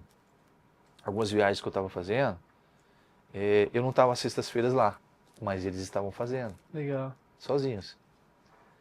E aqui no restaurante, a minha ideia é fazer o mesmo. Tá difícil encaixar, porque são equipes com turnos diferentes, né? E lá, mesmo o pessoal da noite ia de manhã. Ou às vezes ficava até mais tarde, o turno acabava às 7 da manhã, eles ficavam até as 8h30, lá na empresa esperando, para começar o café da manhã. Olha que bacana. Então, assim, essas coisas que são simples, às vezes a gente acha, eu estava falando com um grupo de empresários lá no restaurante um tempo atrás, que a gente fez um momento lá só de empresários, e cada um começou a falar das suas experiências, né? Aí eu citei esse exemplo. Aí 2 deles falaram, poxa, mas é tão difícil fazer isso, Antônio, porque o funcionário não quer ouvir isso, ele quer falar de dinheiro, ele quer ouvir sim. Você acha que não. Começa com 1, com 2, com 3, vai indo. Você acha que na primeira reunião que eu fiz de manhã, no café estava todo mundo da empresa, tinham 3 pessoas. Ele é mesmo? Eu falei, era. Uma equipe de 40, ter 3. Aí daqui a pouco estava 20, 25, 30 pessoas na sala. A gente teve que mudar de sala, para você ter ideia. A sala era pequena. Então isso foi bem bacana, né? E isso eu quero trazer, essas experiências positivas, para colegas que quando conversam comigo, estou com um problema na empresa assim, não sei trabalhar com a minha esposa, né? Hoje eu trabalho com a minha esposa e a gente tem momentos assim de discussão sobre a empresa bem difíceis. Mas passado aquilo ali, a gente consegue separar, né? E a gente chega em casa, ela quer falar alguma coisa do trabalho, às vezes eu quero falar alguma coisa, ela vira e fala assim, vamos falar disso depois? E às vezes sou eu para ela, vamos falar disso depois? Pra gente respeitar o momento da família, entendeu? E esse equilíbrio está acontecendo. Então, não é impossível, é possível sim, tem vários empresários que as esposas, o marido e mulher trabalham juntos, mas é um aprendizado, todo dia. Porque imagina, você tem que cobrar da sua esposa que não foi feito tal coisa, e ela cobrar de você que você não entregou tal coisa. Então, é mais difícil. É mais difícil. Mas é um exercício que você tem que fazer todos os dias, né? Você tem paciência, às vezes, com uma pessoa na rua que você nunca conheceu, nunca viu, mas dentro de casa você não tem de casa. É o que mais acontece. entendeu? E eu era assim. Principalmente com meu filho, Bernardo. Eu vejo uns traços na sua história que, assim, parece que tudo se conecta, né? Parece que todas as coisas elas vão de alguma forma assim acontecendo e depois elas se cruzam. Eu queria te fazer uma pergunta que é a seguinte. Na verdade, eu queria constatar um ponto, queria ver se você acha que é isso, e depois te fazer uma pergunta que é: isso que você passou do hospital, do infarto e tudo mais, e você agora reequilibrando a sua vida, parece que tinha portas que Deus queria abrir na sua vida, mas que se ele tivesse aberto lá atrás, aquilo ia literalmente te matar, aquilo ia te levar para um É. caminho que você não estava tendo esse equilíbrio, e hoje você está tendo esse entendimento, essa consciência, e Deus agora ele pode abrir essas portas porque você tem essa sabedoria, né, de dizer não, Sim. de estar atento para esses pontos. E aí eu tenho uma pergunta, tem essa constatação, né, algo que eu vejo, uma pergunta em cima disso que é: hoje se fala muito sobre propósito, né? Então as pessoas estão buscando o propósito delas, as pessoas estão, qual é o meu propósito, qual é o meu chamado, o que eu faço, e aí às vezes até descobre uma vocação e acha que a vida dela vai ser um caminho linear, assim. Mas eu vejo na sua vida de que você passou por diversos lugares e hoje tudo isso se conecta quando você olha para trás. Então você conheceu pessoas, você conheceu mercados, você aprendeu É. habilidades. Então achei muito legal você ter trabalhado com direito tributário antes de abrir uma empresa. É. E a minha pergunta é, até falando para pessoas que estão hoje talvez meio confusas, querendo começar um negócio, você hoje consegue olhar para trás e perceber que todos os lugares que você passou talvez não eram o seu lugar de destino, mas faziam parte, eram uma peça de um quebra-cabeça para que hoje você pudesse ter aquilo que você precisava para viver o que você está vivendo hoje? Totalmente. Quando você falou isso aí, sabe o que veio na minha mente? Eu sou muito visual, assim, de imagem mesmo. Veio o símbolo do infinito. Você sabe por quê? Ah, O infinito, de fato, não tem uma emenda, né? uhum, Então, tudo é um momento de ciclo. Uma hora você está mal, daqui a pouco você está bem. uhum, Daqui a pouco você está mal, você está bem. Essa inconstância, isso é necessário para o ser humano estar buscando algo novo. Eu sempre fui muito, assim, sempre me desafiei. Eu acho que o desafio maior na minha vida até então foi a compra do home care, que eu assumi uma dívida gigantesca. E mesmo sozinho, tendo consciência de que era possível resolver, porque eu fui contra minha esposa, que não aceitava, não aceitava no sentido de acreditar mesmo. uhum. Ela é muito grande, isso é um problema muito grande. Eu falei, é grande, mas ao final vai ser grande também a recompensa. Aham. E de fato foi, eu não posso reclamar. Foi muito bom. Mas sem dúvida alguma, o conhecimento em vendas, o conhecimento de finanças, o conhecimento tributário, contábil e jurídico, tudo demonstrou que foram ciclos. Uhum. E esses ciclos foram se complementando, se ajudando, e esse movimento não para. Uhum. Por isso que é infinito. Então agora, por exemplo, eu estou estudando sobre leilões. Uhum. Eu estou numa mentoria com os maiores mentores na área de leilões no Brasil, que era de Brasília, dono de cartório, hoje está em São Paulo. Ele abdicou dos cartórios. Uhum. Ninguém faz isso, né? É. É o concurso mais exigido do planeta, vamos dizer. Porque além de você ter uma grande remuneração, porque ter dono de cartório ganha mais de R$1 milhão por mês. É muito dinheiro. E aí a pessoa abdicar disso para focar numa área totalmente em crescimento no Brasil, Uhum. claro, mas com muitos desafios. Eu falei, eu vou ver quem esse cara é. E fui para lá. Fiz uma aulazinha pequena com ele, daqui a pouco eu comprei o curso e estou fazendo. Então, assim, não é uma mentoria simples, porque quem é do direito tem mais facilidade. Uhum. Eu tenho um OAB, então eu posso advogar em causa própria. Então, por exemplo, eu arrematei alguns imóveis que eu estou tendo que peticionar em juízo. Porque eu só compro imóvel judicializado e imóvel com problema. Uhum. Eu não compro imóvel que está desocupado, eu só eu pego um imóvel ocupado, com várias restrições, cheio de protestos, porque eu vou desembaraçando. Ninguém quer isso. Aí quando eu entro sozinho praticamente. Uhum. Ou um ou dois ali disputando comigo. E aí fica mais fácil. Acho que até a questão que você vivenciou também lá no home care trouxe essa bagagem, né? Porque, por exemplo, eu pensando assim na minha realidade sobre leilões, eu jamais pensaria nessa questão de desembaraçar problemas. E o que você vivenciou lá é como se fosse meio que uma extensão daquilo, né? Você vivenciou aquilo e de certa forma você tem uma facilidade para fazer nessa área também dos leilões. Sem dúvida. Você pode ter certeza que, assim, eu sentava com pessoas que vinham para poder me agredir até. Porque, você assumiu a dívida, agora você tem que resolver, né? Calma. Pedia um café e tal, calmava a pessoa. Porque eu queria negociar, eu queria que ela reduzisse o tempo dela de energia ali para poder a gente conversar. Aí quando alinhava, a coisa funcionava. Então, aqui é a mesma coisa. Aqui você tem que ter inteligência emocional para poder saber o momento certo de você parar no leilão ou de você avançar. Então, isso está me mostrando que toda essa bagagem, aí voltando ao ciclo, ela tem um viés de emocional muito forte. Entendeu? Eu já vi colegas lá que arremataram o imóvel acima do valor de mercado. Porque estava tão envolvido ali com... Eu vou fechar. O cara deu, eu vou dar também, né? Aí quando ele perdeu a conta que ele estava acima do valor de mercado, ele tinha que ter parado há 6 lances atrás. Entendeu? Então, tudo isso tem que ter inteligência para você fazer cálculo. A minha margem é essa, até aqui eu vou, não vou passar disso, mesmo que seja um negócio bom, eu não vou passar e tal. Então, já arrematei um terreno que, assim, o valor dele foi 10 vezes menor do que o valor de mercado. Isso você não encontra no dia a dia. Não tem lugar nenhum. Entendeu?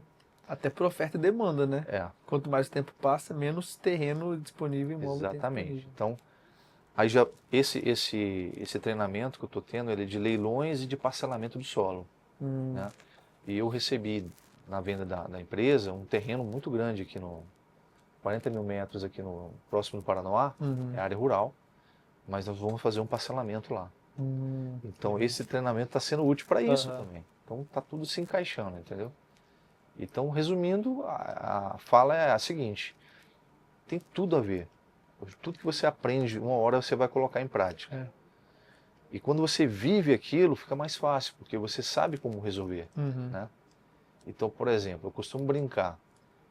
Tem coisas relacionadas à farmacovigilância, à farmacodinâmica, farmacocinética, pode parecer uma linguagem totalmente difíceis para vocês entenderem aqui.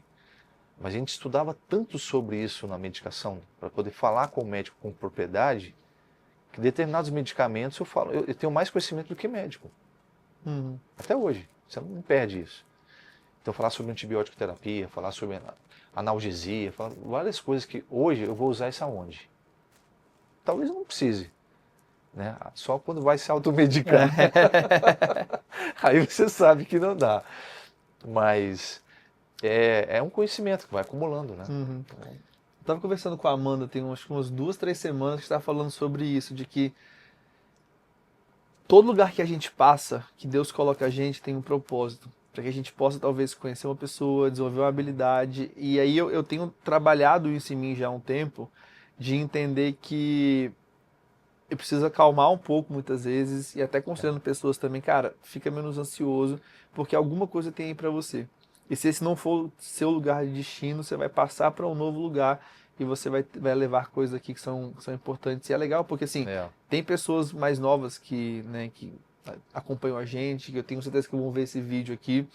E, assim, podem estar passando por uma situação dessa, de às vezes olhar e falar, cara, eu não me vejo talvez nesse lugar aqui, trabalhando aqui por muito tempo, eu não olho para o meu futuro e não tenho um plano, não tenho uma perspectiva, mas de entender que, cara, tem um propósito de Deus ali para ela de alguma forma conhecer alguém, conseguir habilidades, e que lá na frente, como aconteceu com você, né?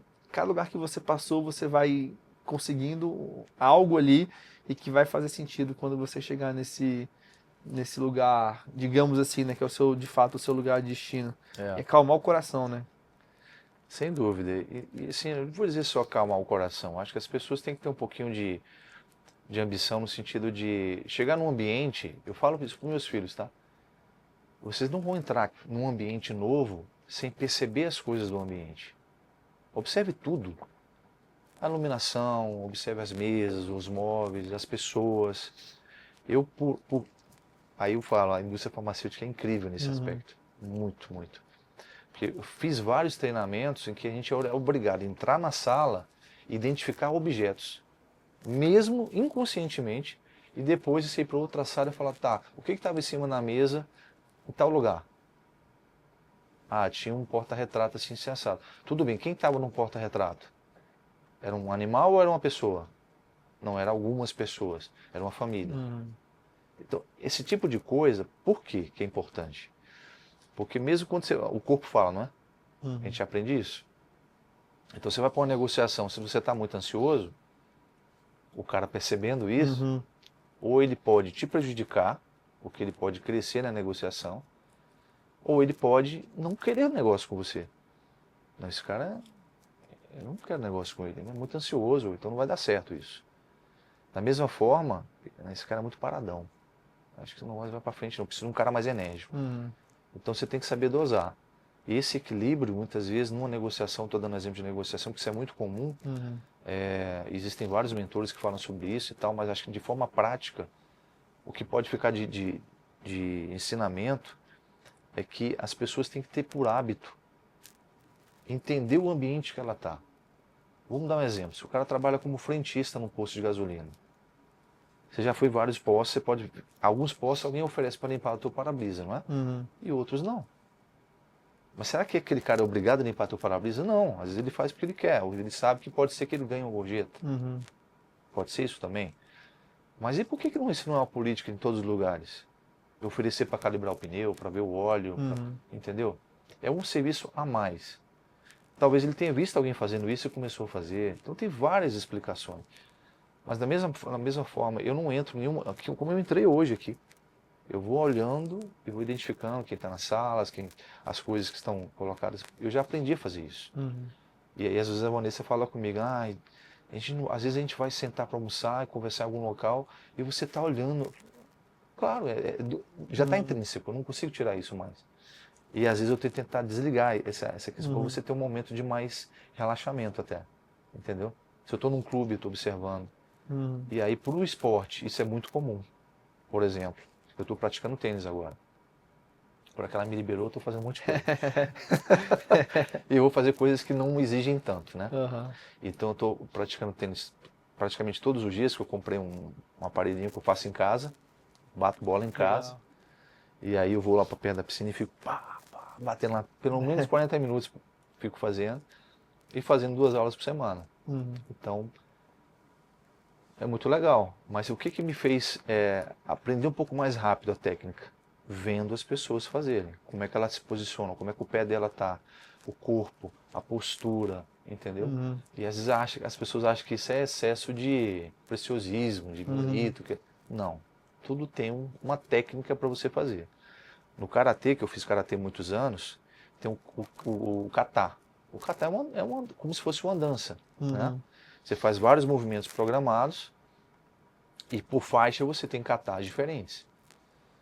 E eu ficava olhando, mas que legal, o kimono dela, a faixa está diferente, o nó da faixa estava diferente, a roupa dela é diferente, o material faz barulho, eu quero um que faça barulho também, para parecer que você está fazendo mais força. Então tudo isso tem uma razão. Então hoje no meio que eu estou, é muito comum, eu estava chegando aqui agora há pouco e alguns colegas ligando, né? Querendo conversar e tal. Porque ano que vem é ano de política. E aí muitos empresários estão sendo assediados a se envolver em grupos políticos para financiar campanhas e tal. E algumas conversas têm ocorrido, né? Porque literalmente são pessoas que eu não... Aí eu fico pensando, não era mais fácil dizer um não logo direto? Do que ficar enrolando a pessoa. Então não estou demorando a dizer, eu estou demorando a dizer o não, mas eu vou dizer o não em dado momento. Porque eu ainda penso que pode ser que tenha alguma mudança no meio do caminho, se a pessoa mude de partido e tal, alguma coisa possa acontecer. Mas porque eu sei que ela vai levar pelo lado pessoal. E por isso que eu estou segurando um pouco mais, entendeu? Mas eu falo isso porque a sua pergunta me fez uma reflexão muito grande, no sentido de deixar essa resposta para quem está ouvindo. Aprendam a absorver do ambiente que você está o máximo possível, né? Então, experiências de vida vão se formando e um dia vão se conectar. Então, se você está aprendendo o máximo sobre comunicação hoje, algum dia vai ter um viés positivo sobre isso. Se você está aprendendo o máximo sobre vendas hoje, amanhã você pode ser convidado a ser um grande diretor de uma empresa, uma multinacional, ou ser um bom vendedor no seu negócio. Uhum. Né? Então, nada é por acaso. Eu costumo dizer que é Deuscidência. Sim, e tem uma outra pergunta também, Robênio, que acho que essa daqui é crucial quando a gente olha para sua história, né? Porque a gente tem uma linha muito tênue que separa dois extremos que eu acho que a gente tem que ter muito cuidado. Um extremo é esse de querer fazer 1 milhão de coisas ao mesmo tempo. É. Quero compartilhar algo rapidamente que eu vivi 2018, 19, quase para ir no hospital também como você, estava muito acelerado. E um dia eu fui numa igreja, nem tinha ainda de fato me convertido assim para valer, mas estava muito mal e sabia que a igreja era um bom lugar para eu ir. Fui sozinho e, enfim, Ainda tava... bem que você foi pra igreja, não pra um bar, né? É, foi uma escolha sábia. Na verdade era terça-feira também, não deveria nem ter bar aberto naquele dia, mas assim, eu lembro que eu tava, final era uma vigília, né? Então, final ali da vigília, comecei a chorar e tal. E uma moça veio falar comigo e me entregou um lenço e falou: quero falar com você. Eu já tinha ouvido falar de gente, ó, que você tava numa igreja, alguém que nunca te viu chegou e falou um monte de coisa, eu fiquei um pouco com medo. E aí todo mundo foi embora, fiquei esperando essa moça lá que eu tava conversando com o pessoal lá da igreja. Ela veio falar comigo, ela falou: não te conheço, mas Deus me mandou aqui, eu tenho que te falar algumas coisas. E ela descreveu a minha vida inteira e ela falou algo que eu sempre carrego comigo hoje, que é: para de querer fazer tudo de uma vez. É E verdade. quando você estava me falando isso, contando a sua história, eu lembrei desse período. Então eu acho que tem esse lado extremo que é de querer fazer tudo. E aí tem uma questão que muita gente coloca Deus no meio, porque, cara, Deus mandou fazer isso. É. Então, se Deus mandou fazer isso, tem que ser isso agora, agora, agora. E tem outro lado, o outro extremo, que é o comodismo, a negligência. O cara vai lá, não, deixa a vida me levar.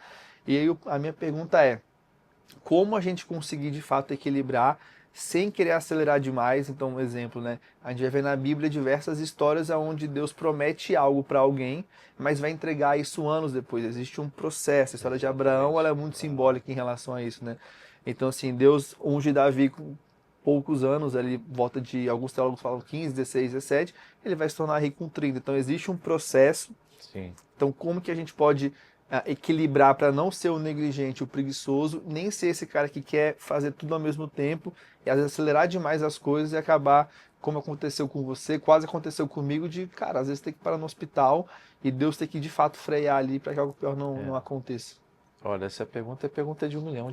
Não é nem de reais, não, porque o dólar tá bem mais valorizado. E já fica o corte aí, que eu vou fazer os cortes aí, esse aqui tem que ser um corte. Essa pergunta é excelente, porque não existe uma forma assim. Eu vou falar das minhas experiências, né? Ter equilíbrio, muitas vezes quando você tem que parar mesmo, como foi o caso, né? Eu não tinha opção, eu não tinha alternativa de querer sair de lá e dizer: não, eu tô bem, eu vou voltar a fazer as coisas que eu estava fazendo. Porque Deus, além de ter me deixado 4 dias na UTI, Ele me mostrou mais 4 meses para ficar em casa. Não era assim: agora você tá bom, pode voltar a fazer tudo que você está fazendo de novo. Não. Você vai, de fato, maturar tudo que eu estou falando para você fazer e processar tudo isso. Equilíbrio ajuda muito a organizar quando você tem. Essa pergunta foi feita, inclusive, naquela reunião que a gente estava. Foi uma reunião, né? Lá na igreja, não deixa de ser. Lá na Ceilândia. Tem uma pessoa que fez isso. Como é que concilia tudo isso? De fato, organização. Ter uma boa agenda. Eu não tenho, tá? Eu não tenho uma boa agenda. Mas assim, eu procuro ter. Eu acho que deveria melhorar mais isso. E olha que eu já fiz alguns treinamentos de tríade de tempo e tal, e eu não consigo ainda equilibrar tudo isso. Mas uma coisa eu não abro mão: de acordar cedo todos os dias, independente da hora que eu fui dormir. Eu acordo todo dia 4h52 da manhã. 5 horas já estou orando. O dia flui muito mais, porque você convida Deus a estar dentro do teu dia. Antes de começar a minha agenda, Senhor, venha, organiza, adianta, atrasa, abre porta, fecha, tira da frente, põe quem você quiser colocar no meu dia.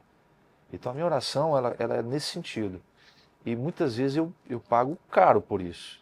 Quando eu peço para Deus: tira do meu caminho pessoas que o Senhor não queira que estejam conectadas comigo, às vezes Ele me revela isso da forma mais difícil que tem.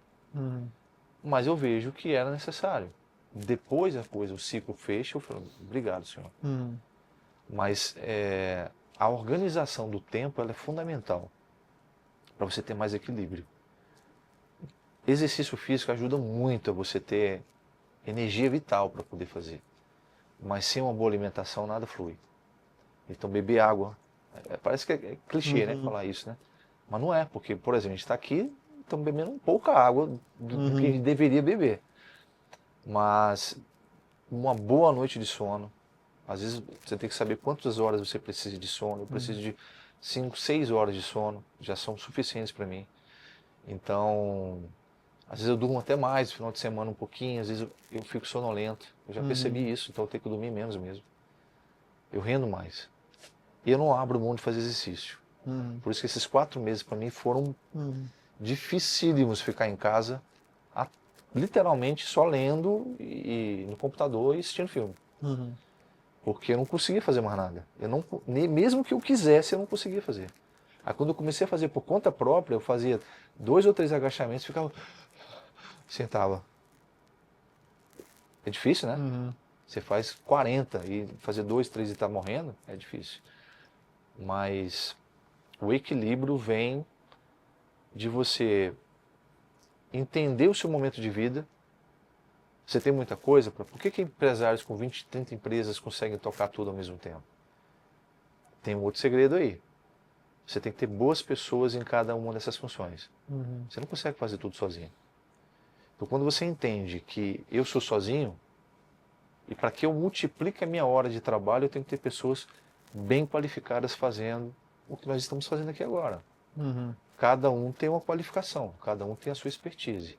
Queira você fazer o que a Amanda está fazendo. Vai ser difícil. Você pode até fazer, mas não vai sair como ela faz. Então deixa a Amanda fazer o que ela sabe fazer muito bem. Eu só fui entender isso na minha terceira sociedade. E olha que eu não tenho restrição de fazer sociedade. Só que meus princípios hoje me impedem de fazer por um motivo que seja exclusivamente financeiro. Ah, mas é porque você não precisa. Não, não é isso. Eu acho que quem fala que não precisa está equivocado. Porque todo mundo quer melhorar de vida, né? Então a moeda que circula no mundo é o dinheiro. Mas você não pode ficar refém dele. Então eu gosto muito de dinheiro, gosto. Eu já deixei negócio para trás, deixando dinheiro para trás, olhando para frente, para manter a amizade e o relacionamento com as pessoas. E eu sou muito criticado por isso até hoje. Pela minha família, por minha esposa e tal. Mas eu não me arrependo. Porque meu pai me ensinou uma coisa quando eu estava dentro, cuida atrás de um balcão. É melhor você ser credor do que devedor, filho. Esse cara está devendo, não paga. Mas é bom saber que ele deve a mim, não eu devo a ele. Olha esse ensinamento que meu pai me deu. Pode parecer bobagem, né? Às vezes eu falo isso, mas não é assim não. Eu falei, tudo bem. Só que eu estou com a cabeça tranquila. Isso não me faz falta. Mas seria importante ter. Se a pessoa não pode, é o melhor que ela pode fazer. Se é o melhor que ela pode fazer e não está te entregando, tá tudo certo. Deixa ela para lá, é o famoso libera o perdão. Também demorei a entender isso, entendeu? Eu demorei a entender porque eu já passei por alguns momentos na minha vida e eu pulei uma fase muito importante dela. Eu fui síndico profissional por 12 anos. Esse momento, eles já jogaram cadeira aí na reunião. Nossa. Um para acertar o outro. Já fui, como é que fala? Ameaçado, entendeu? Foram experiências de vida. Porém, isso tudo remonta o movimento do infinito. Foi uma experiência incrível de vida. Para ter paciência com as pessoas. Aí é onde eu falei mais cedo, eu tinha paciência com eles, mas não tinha paciência em casa. Isso me mostra que eu estava errado. Então esse momento de equilibrar e respondendo a pergunta de $1 milhão, é ter uma boa organização do tempo. Ter um momento de qualidade com Deus, de qualidade com a sua família. Hoje eu tenho um dia na semana que é da minha esposa. Se ela não quiser sair, tudo bem, mas é o dia dela. Vamos sair, vamos jantar, vamos fazer um lanche, vamos fazer alguma coisa que ela queira fazer, né? E para minha surpresa, sabe que dia da semana é? E era o dia mais corrido que eu tinha. Hoje é o dia mais tranquilo que eu tenho.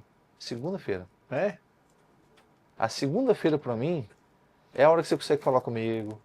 É a hora que eu estou fazendo o que eu quero, na hora que eu quero, é o momento que eu vou ter um momento de spa e tal, sair. É o meu dia. E era antes, até um ano atrás, era o dia que eu mais tinha pepino para resolver. Olha que Como muda, né? como Deus opera de uma forma incrível na vida da gente. E aí eu vejo, mas eu já trabalho no domingo, eu não trabalhava domingo. É. Então uma coisa compensa a outra, entendeu? Mas é muito gostoso de ver que... Aí eu fico pensando às vezes também, poxa, eu tenho 46 anos de idade, às vezes eu me sinto com 20. Por isso eu tenho que frear. E aí Deus fala, não faça, vai com calma e tal. Então eu tenho aprendido a ouvir mais. E para ouvir mais eu tenho que ter esses momentos 5 horas da manhã com ele. Legal. E por causa do horário, eu tenho duas perguntas para fazer só mais, mas assim, eu ia fazer só uma, Ah, só que tem uma outra que você falou algo que não posso deixar de fazer, que essa relação de trabalho e família, trabalho e amigos, porque eu li recentemente a biografia do Elon Musk, e aí teve até uma parte engraçada de que no começo da trajetória dele ele abriu uma empresa, não lembro o nome dela, mas foi a primeira empresa que ele realmente fez dinheiro quando o irmão era sócio dele. Eles chamaram um parente para trabalhar com eles. Só que ele era hardcore total, de dormir no escritório, trabalhar 40 horas por dia, ele era muito hardcore, ele exigia muito das pessoas. E aí, eu acho que foi o primo dele, não lembro agora quem que era de fato, mas ele falou, cara, eu fiquei 2 semanas na empresa e eu pedi pra sair, porque eu sabia que ou trabalharia com o Elon Musk ou seria amigo dele, não daria pra fazer as duas coisas, ele resolveu manter a amizade. A minha pergunta é, como você conseguir manter uma boa relação, você trabalha com a sua esposa, né, familiar, e também com amigos, às vezes um sócio, um funcionário que é um amigo que você tem, como você manter essa relação pessoal boa e também uma relação profissional, como a gente até brincou aqui, né, mais cedo, tendo que cobrar, tendo que, né, é. pedir alguma coisa a mais, como fazer conseguir manter esse equilíbrio? Essa gestão foi bem difícil. Eu posso citar o exemplo do Home Care, porque lá eu tinha mais 2 sócios, né? Porque no final das contas teve que entrar mais um por conta de aporte financeiro que a empresa precisou. E muitas vezes, Vanessa lidando com o financeiro, e ela era muito rígida com isso, por isso que eu coloquei ela na função que ela estava, porque ela reportava a mim e o meu sócio. O outro, que ia muito pouco lá, participava das reuniões, tinha acesso aos documentos e tal. Mas às vezes o outro falava, tem que fazer tal coisa. Ela, não. E ela dizia, não. Aí vinha até mim. Ó, tem que fazer. Ela disse que não é para fazer, não. Mas se ela disse que não é para fazer, tem que entender o porquê. Ah, porque verba para isso não tem agora, não sei o que e tal, tem que direcionar depois. Tinha uma explicação. Mas para a pessoa queria que fizesse. E se talvez ele tivesse na minha função, ele teria feito. Então, esse exemplo é legal para dizer o seguinte, tem que saber dizer não.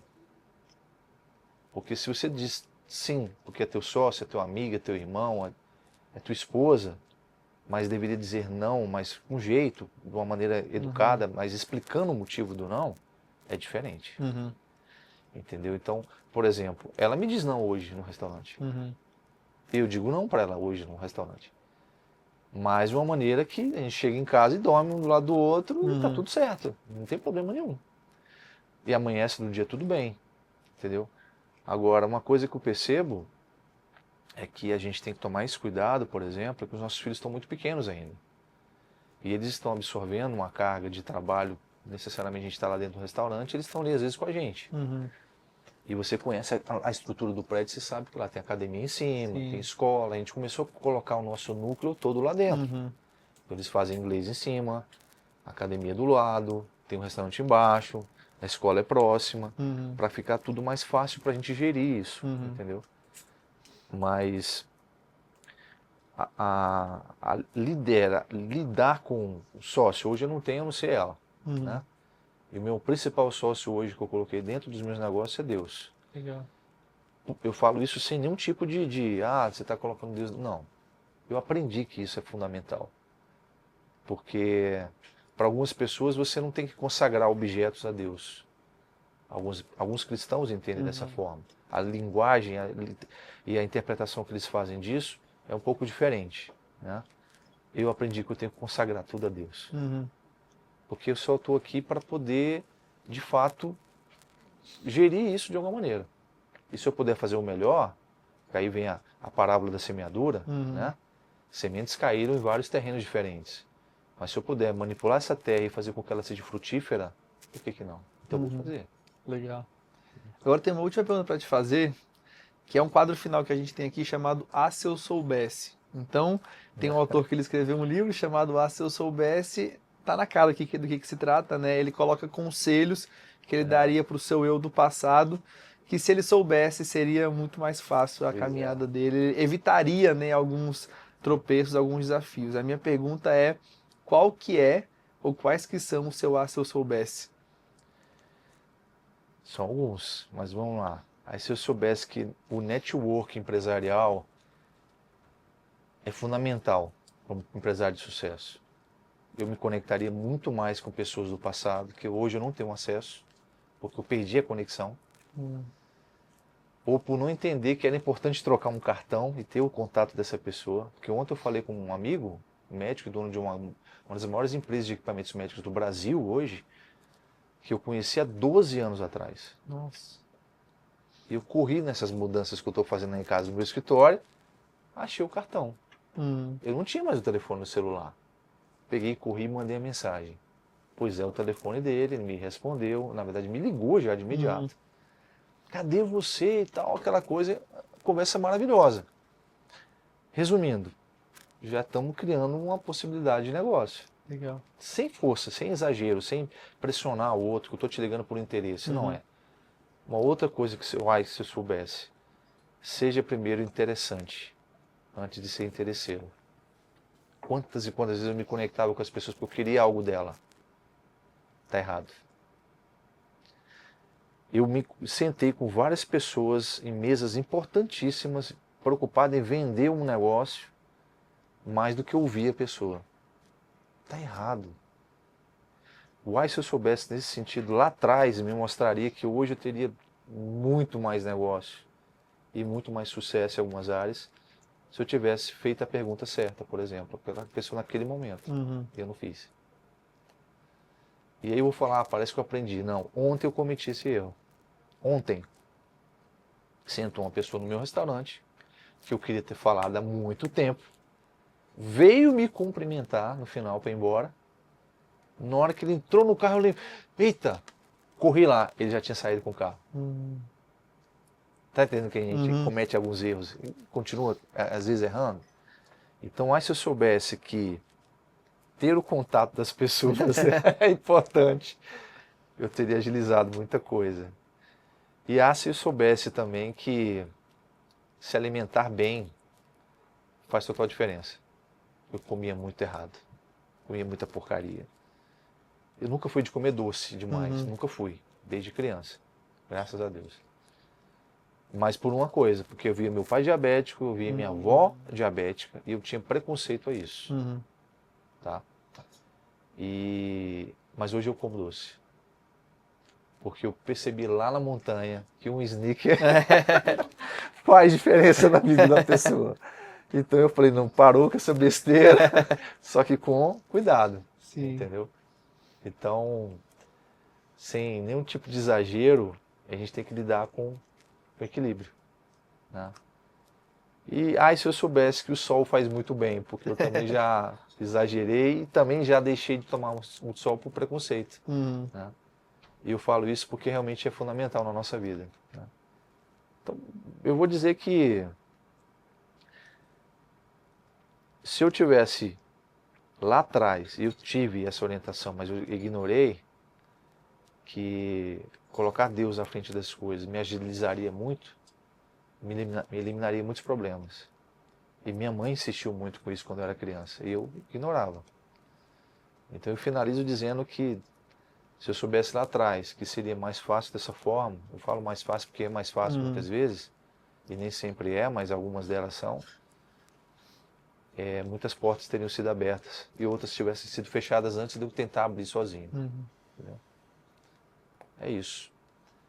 Eu não vou medir mais esforço para uma outra coisa que eu estava correndo de manhã e eu convido o Espírito Santo para correr comigo. Eu chamo meu amigo, vamos lá, você está junto comigo. Eu vou falando, às vezes, conversando comigo mesmo no caminho. E um dia eu parei debaixo do pé de manga lá no condomínio e Deus falou para mim assim, você não faz videozinho para amigo, por exemplo? Faz um vídeo para mim, mas manda para sua família. Aí eu, com o maior jeitinho, fiz um vídeo lá, né? E mandei pro grupo da minha família. Minha irmã me liga, dizendo que queria conversar comigo e tal, que estava precisando de ajuda e tal. Então, às vezes, pessoas próximas da gente estão passando por problemas e você acha que está tudo bem. Que a gente se encontra uma vez ou outra, todo mundo rindo em festinha e tal, mas no dia a dia, que as coisas são construídas e destruídas muitas vezes, é que as pessoas precisam dessa proximidade, né? Então, eu percebi que aquele vídeo mudou. Eu falei, por que eu não faço isso para outras pessoas? Porque eu não tenho o hábito de fazer vídeo e ficar postando, eu sou muito reservado em relação a isso. Mas Deus já falou para mim, abre a sua boca, fala mais, seja a boca de Deus aqui na Terra. E eu ainda tenho sido resistente a isso. Porque às vezes eu acho que eu não tenho um conteúdo para passar. Ah, tem. Entendeu? Que dava pra ficar mais umas 8 horas. Tá Né? falando isso. Eu fico pensando, eu me cobro isso. Eu falei, gente, o que eu vou falar? Eu não tenho conteúdo para falar. Mas às vezes se eu tiver uma provocação de uma pergunta, de alguma coisa, talvez deslanche. Mas eu estou sozinho, como é que eu vou fazer um vídeo? Foi assim que eu me provoquei a falar nesse vídeo, né? Aí Deus falou assim, fala como é que é orar. Como é que é conversar comigo? Aí eu fui nesse momento do vídeo, eu falei, você acha que tem uma maneira certa de falar com Deus? Que tem um jargão específico, tem frase de efeito, tem algo que você vai tocar no coração de Deus? Não. Deus quer te ouvir na sua simplicidade. Fale com Ele do seu jeito. Você está passando por algum problema? Fale com Ele. Você ganhou alguma coisa, está feliz da vida? Fale com Ele, agradeça pelo que você tem. Mas fale com Ele todos os dias. Assim como você está me ouvindo falar aqui, fale com Deus. Ele quer te ouvir. Aí ela se sentiu tocada a falar com Deus e agradeceu e falou que estava com problemas e tal, tal, tal. Então, assim, eu falei, poxa, uma coisa simples, né? Um videozinho de 1 minuto e 20, sei lá, deu 1 minuto e pouquinho. Aí eu vou começar a fazer isso. Só que eu estou resistente, porque eu fico me provocando. O que eu vou falar? Mas é algo que tem mexido muito comigo. Nós estamos fazendo uns encontros lá em casa, normalmente às sextas-feiras à noite. Não é célula, porque a nossa igreja não tem essa ideia da célula em si. Tem um encontro familiar, olha o nome. Até bonito, né? Esse encontro familiar a gente faz com pessoas próximas, que moram próximo lá no condomínio que eu moro. Então, as pessoas se voluntariam, por nossa, não vou dizer sorte, mas deucidência. São casais, né? E tem um filhinho que é da idade da Bianca, então elas vão para lá, ficam brincando lá dentro e a gente fica falando ali na sala. E sempre abre com oração, a gente lê a palavra, a gente fala sobre questões empresariais, porque são empresários, entendeu? E aí tem um momento de 1 a 1 que a gente chama. Esse momento de 1 a 1 é livre. Se ele tiver com alguma dificuldade, ele pode me procurar e eu, na medida do possível, vou tentar ajudar. Né? Cara, como isso é legal. Porque eu levei esse 1 a 1 lá para a mentoria. Eu falei com o Paulo, falei, Paulo, vamos fazer um job rotation, alguma coisa nesse sentido. A pessoa está aqui, ela expõe os problemas dela e todo mundo tenta solucionar. Cara, é incrível. Incrível, porque você tem uma experiência de vida, ele tem outra, você tem outra. Eu estou passando por um problema que você já solucionou há anos atrás. E aí eu fico com vergonha de expor isso. É o momento melhor da mentoria. Porque ali está todo mundo literalmente tentando te ajudar. Ninguém está ali querendo se expor ou como é que eu vou dizer, dizer que é a pessoa, que é o cara, né? Não. Na simplicidade de cada um, estão solucionando o teu problema. Então, eu falei, vou aplicar isso nos meus negócios. Porque é uma maneira legal da pessoa diversificar o problema dela, né? E às vezes a gente renega que... Eu já lidei com algumas situações, inclusive estou lidando atualmente com uma, para não citar nomes, de uma pessoa que tentou suicídio. E aí eu fico muito preocupado com isso, porque a outra tentou e quase conseguiu. E estava sobre a minha gestão, e eu fiquei muito sentido com isso. Procurei conversar e tal. Aí a pessoa saiu da empresa. porque eu não estava conseguindo trabalhar. Era tão grave o nível de depressão que estava consumindo a pessoa. Hoje eu passo pelo mesmo problema, mas a experiência de vida lá atrás me mostra que eu tenho que agir de alguma forma, hoje, a evitar que isso aconteça, entendeu? Então, abrir a boca às vezes pode parecer que não tem conteúdo, não tem... E aí fica essa mensagem também, eu acho que é legal. Por mais que você ignore que você tenha conteúdo, às vezes tem pessoas do seu lado que não tem o que você tem, e que você acha que não tem de conteúdo. Então, eu estou falando para me convencer de que eu tenho que abrir minha boca e que eu tenho que fazer mais isso. Então eu espero que na minha fala, internamente, eu me mova amanhã a fazer um videozinho, postar e me provocar a fazer isso todos os dias, né? Porque pode ser que transforme uma vida e você já mudou a vida de uma pessoa. Isso aí, Então, por favor, palmas para o Valbene. para nós. Episódio fantástico, Vocês muito são- bom ter você aqui.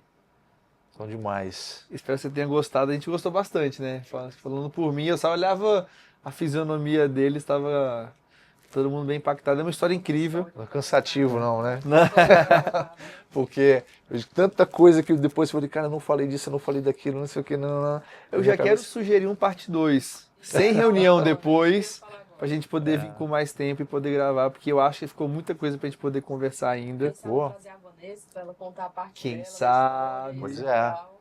Isso é Acho legal, uma ótima né? ideia, hein? Pra fazer um bate-bola em casal. Ela fica envergonhada quando fala da nossa história, né? Eu já percebi isso. Ela, ai, toda vez que você quer falar disso. Uma Eu história falo, mas é bonita, né? porque, pra mim, é uma história muito bonita, entendeu? Eu acho que ela também acha, mas ela fica com vergonha. Mais E- pessoas podem se inspirar nessa história. É verdade. E olha que eu quase perdi meu casamento. Eu pulei a fase do Ministério da Saúde aqui, né? Eu falei não. Você falou que trabalhou lá, Trabalho, depois. É. E falei, nesse momento dos 3 anos que eu fiquei no Ministério da Saúde, eu não tinha hora para sair. Não tinha hora para chegar, chegava às vezes 10, 11 horas da manhã, mas porque eu chegava em casa 4 da manhã. Nossa. Porque eu ia para alguma reunião noturna, algum jantar com um parlamentar, com alguma coisa, e ela não entendia muito bem isso. Até é meio difícil de entender. Mas a vida que esses caras levam não é uma vida normal. Às vezes eu saí de um jantar, tipo 11 horas da noite no restaurante, eles vão lá pro meu apartamento, acabar essa conversa, não sei o que. A conversa não acabava nunca. Aí às vezes ficava no apartamento 2, 3 da manhã, eu me tinha que ir embora. E eu não sabia dizer não. Entendeu? Do poder de dizer não. Eu queria ficar ali porque era uma pessoa que politicamente poderia de alguma forma um dia, olha só, me ajudar em alguma coisa. E por interesse eu não dizia não. E isso começou a comprometer muito o meu casamento. Eu chegava em casa, claro que ela estava dormindo, tarde, aí ela saía com as crianças e eu dormindo. Então a gente não se via. Isso já no final. Aí até que ela virou para mim e falou, se você continuar desse jeito, eu não quero mais. Aí eu não tenho nada nesse mundo que me faça não fazer a vontade dela, entendeu? E aí ela falou, olha, nosso casamento não tá legal, não tô gostando, a gente não tem mais vida conjugal, a gente não tem mais momento nosso de intimidade, tá tudo bagunçado. Aí eu, tá mesmo. E nessa época eu voltei a beber, tomava um vinhozinho ali e tal com eles e tudo.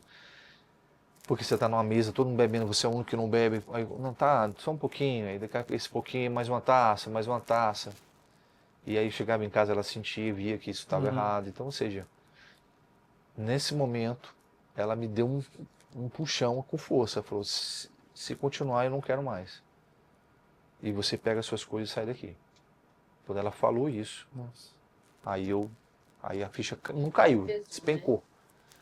E eu resolvi. Aí eu pedi para sair do ministério. Pedi para sair a contragosto do chefe, que eu não queria que saísse, cara, né? Tava tocando tudo lá. Mas não me arrependo. Porque hoje eu olho pro casamento e falo que eu ia perder meu casamento. Então a gente tem que trazer ela aqui. Seria uma boa, se e ela fazer um aceitar. episódio, caso ela queira vir, obviamente, né? Fica aí a proposta. Naturalmente ela vai querer sim falar disso. Ai, Tá que na susto. hora. Por hoje, isso é 5? Não, são 4, né? Mas é uma alegria te receber aqui. Falando por mim, assim, eu gostei bastante. Acho que histórias como a sua nos inspiram e falando por mim, me trouxe respostas também. Algumas coisas que você viveu, eu falo, cara, tô passando por isso agora. É. E aí, talvez a forma como eu devo agir tá aqui na minha frente a solução. Então, agradeço você ter vindo, agradeço a sua disponibilidade. E já vamos combinar depois, a Amanda fala com você, caso sua esposa queira vir, a gente Legal, gravar vou falar com ela. um outro episódio para falar sobre a família e trabalho. Acho que é um assunto muito importante. E muita gente deve passar um perrengue gigantesco, né, no dia a dia, porque não consegue conciliar isso. Verdade. Temos que te liberar agora por causa da sua reunião que você tem agora, mas agradeço de coração Pô, a cara, sua eu vinda e a agradeço. gente deixa já pré-encaminhado aí um próximo Não, vamos sim. Vamos episódio. sim que eu gostei. É legal. A gente querer falar da gente é meio difícil começar, né? Mas depois que você começa, você vai embora. Então, bacana. E para você que está em casa... Tá gravando ainda? Tá. Sério? Cada detalhe foi pego aqui pelas nossas câmeras. E para você que está aí de casa, te agradeço você estar aqui com a gente até agora. Já se prepare aí, porque teremos sim esse episódio do Valbene, se Deus quiser, né? Com a esposa, teremos mais conteúdo para passar para vocês também.